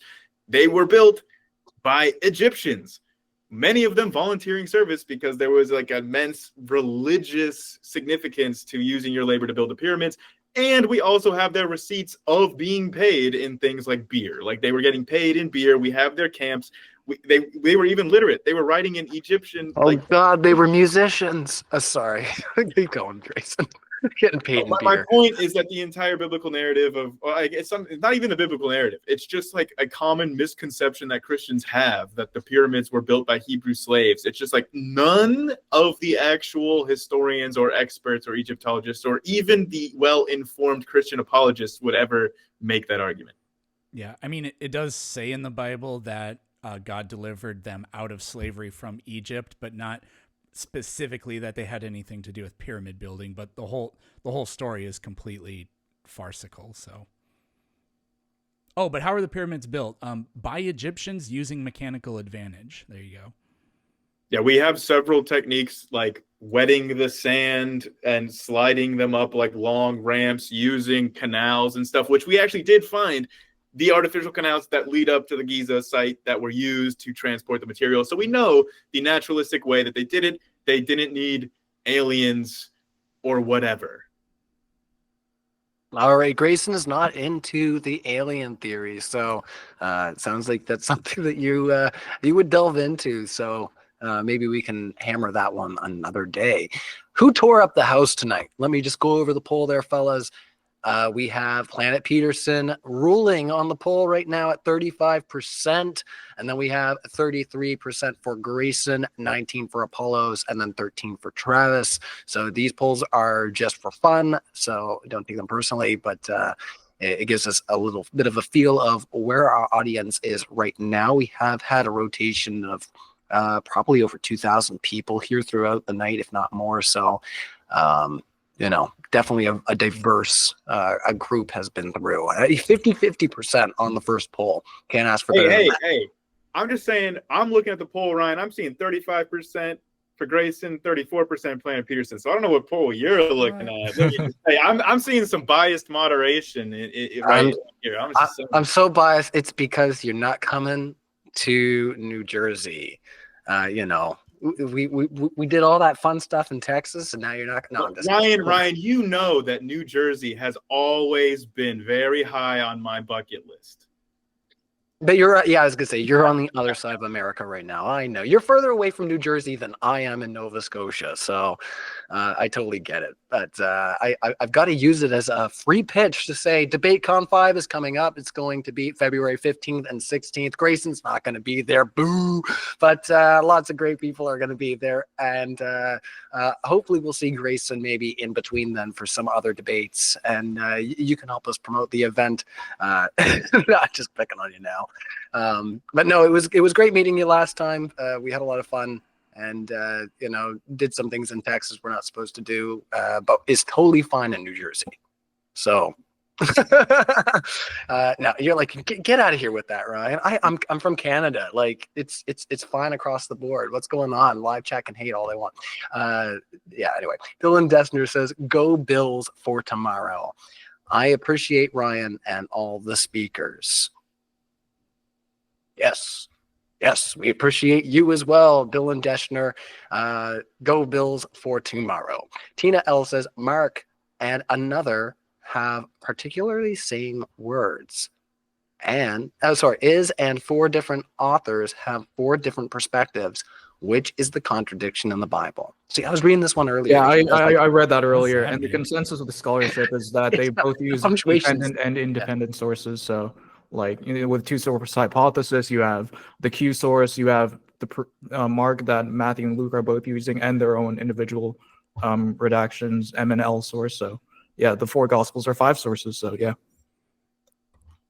See, I just apologize to anybody if I read their super chat wrong, just because if there is like little in-betweens, I might not get your the right emphasis on the correct syllables, if you will. But any thoughts on the other side, Eric or Grayson? No, I mean, I don't care about any of that. It's not really an issue. I agree with Apollos. All right, no worries. Jason 83, what piece of evidence or evidences would change your mind? So let us, I think, Eric, you haven't started us on too many questions there. So, Eric, what piece of evidence would change your mind? Or multiple evidences? Kind of 2 different answers. I'm not 100% sure, but God definitely knows, and God has chosen not to provide that evidence. The only thing you can do is claim that I'm lying about that. But this question's kind of weird because, like, I can imagine like some sort of inexplicable event happening before me and me having a conversion. Now, theists that try to get at the secularists like us will say, like, well, wouldn't you still say that the better explanation would be that it was some sort of unexplained naturalistic event or you hallucinated? Yeah, but that's you're switching the question. That could be the better explanation, but I can still see that it would be enough for me to be convinced, because I know for a fact that I've believed things that aren't true before, because I've changed my mind before. So, like in principle, I think that if there were aspects about our universe that really actually were just like too much of a stretch to think of, like whatever happened naturalistically. So my example for this would be like with the new recent James Webb Space Telescope, right? If we had used it to see something that was too far away, that humanity had never seen anything that far away before, and we saw that like in the shapes of galaxies, it spells out, "Hi, I'm God and I made this," signed Jesus Christ. I would become a Christian right away. Yeah. Like, there's no explanation for that in atheism for that. Like, you could say, oh, well, maybe it just naturally formed that. But that is just a bridge too far for me. If that happened, I would convert right away. So there you go.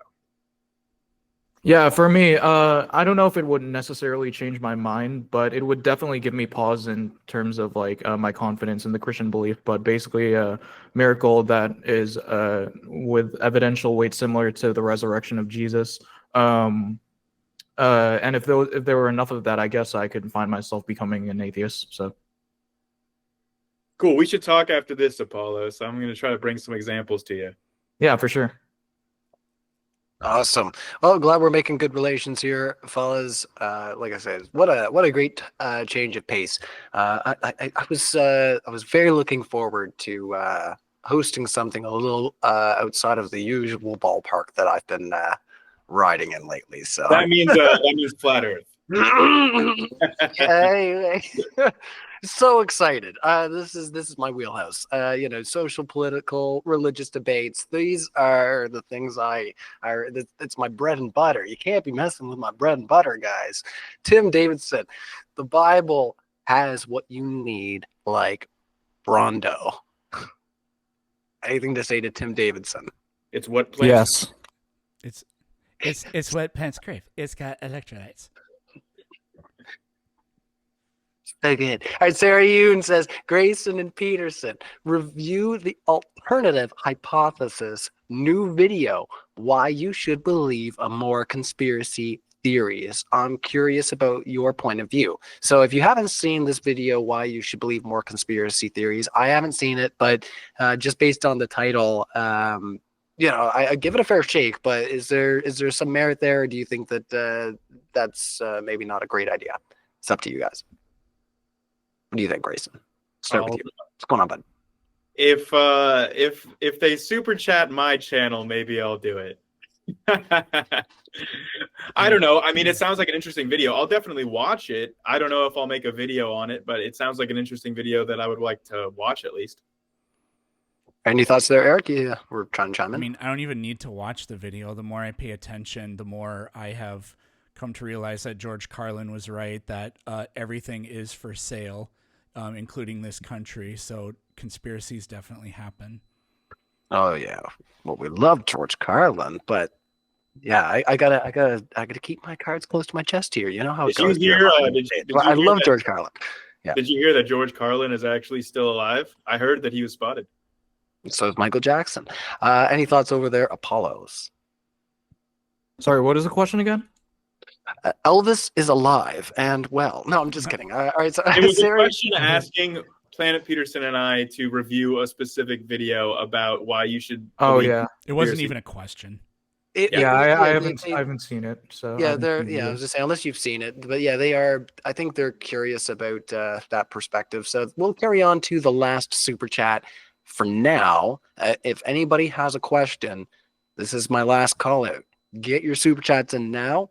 I'm going to comb through them, make sure I didn't forget any, because I do forget sometimes, and I feel bad about that. But I'll comb through them after this, and we'll make sure. So get your super chats in if you haven't already. Neil Jacko says, for Apollo, what was God doing for 13.79999 billion years? Well, the Bible says that. Am I muted? No, you're not muted. Okay. Yeah, the Bible says the heavens declare the glory of God. So, I mean, you might try to argue that that's more expected under atheism, but it's not inconsistent with theism. So, right. Yeah, I don't know.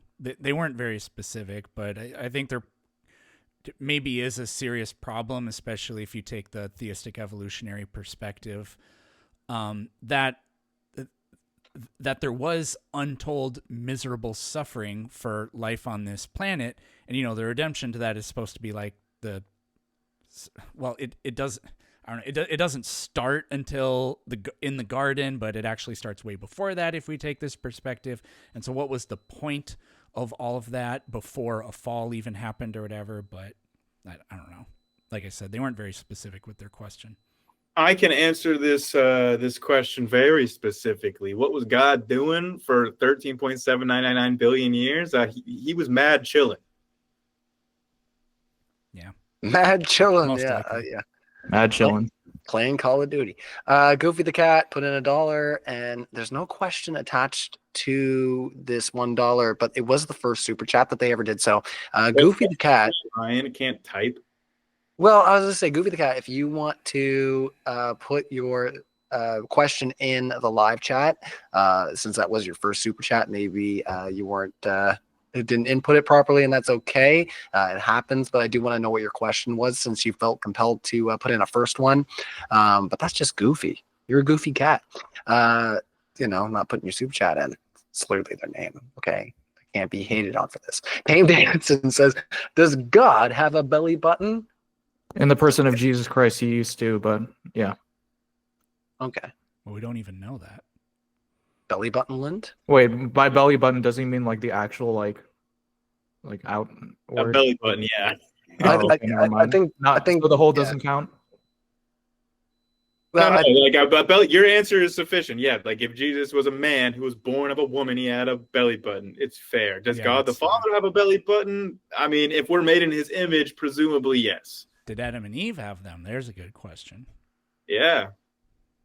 But yeah, I usually look at that question as you guys have, which is, was there an umbilical cord involved with this person's, manifestation, if you will. Like I said, I'm trying to do what I can here to stay neutral. Mike 1986 dude says, where do C come from on? Are you just messing with me? What's going on with this? Where do C come from on? Stay where you're to? What's going on? Well, the seas come from, like, ultimately where most of the water would have been coming from, which would be the Great Bombardment from comets and stuff. So there you go. Question answered. it was God, my partner's an idiot. It came from the chaotic waters above and was transported after the firmament ceased. So That's if you take it literally, but Genesis 1-11 is actually a polemic against the ancient Near Eastern gods. So that's if you take that perspective. yeah. Okay, But well, the resurrection didn't literally happen. It's just, Oh well, there are methodologies by which we exegete the text. So yeah. Well, I'm sure that those are Quite all objective. very consistent yeah. and valid. Yeah, totally not cherry picking or like me just wanting to confirm my worldview. Why? Wait, what? Huh? Why were you being sarcastic just now? I'm like, whoa, what? We can't end it like that, huh? Yeah, I'm joking. I know you're joking. You were saying that very sarcastically. Yeah. All right, next one coming in. The audience heard my cry, my plea, and they were like, "Oh, we got last minute questions." I do have an Instagram. I'm barely on it, but if you want to get a hold of me, it's under Raichu the Original. Yeah, I'm barely on there though. So if you message me, there's a good chance that you might not hear for a while. It's like Discord. I'm so sorry to people that message me on Discord because it's like I will get there eventually. There's a lot going on, So Tim Davidson says, what if Jesus was a really bad carpenter? Luckily, he had that Messiah thing to fall back on. It's just kind of like a funny. He did get crucified, so there's that. So Yeah, I was going to say he did not follow code, and he got crucified. And sorry, go ahead, I actually do have to go pretty soon. So all right, well, that was the last super chat. Beyond, I just can't. So you have to go pretty soon. I'm pretty sure that wasn't you saying you have to go right now. So last super chat, if you can entertain it, Grayson, and then let's do those closings. Sarah Yoon says, "What's Apollo's opinion that in Genesis 17, the entire Judaic claim to Canaan?" It is literally a trade, foreskin for land with the Yahweh entity. I don't know what that refers to, so I'm gonna have to look that up. So, all right. Do you have any thoughts on the other side? Anything that you might know about that one? So the whole thing is an allegory for circumcision. Okay. Well, I think that somebody ought to tell the Israelis that because they all seem to think that they have a claim to that land today. Somebody should probably tell them that it's actually about cutting your foreskin off. Yeah, I don't know if that story is the story where I thought it was Abraham, but I don't remember exactly. They're like, go out and get me 5,000 foreskins, and then you can have this thing. I'm very. Was a judge. What? I think that was a judge, if I remember correctly. Okay, well, I don't know, so I don't have a comment really on it.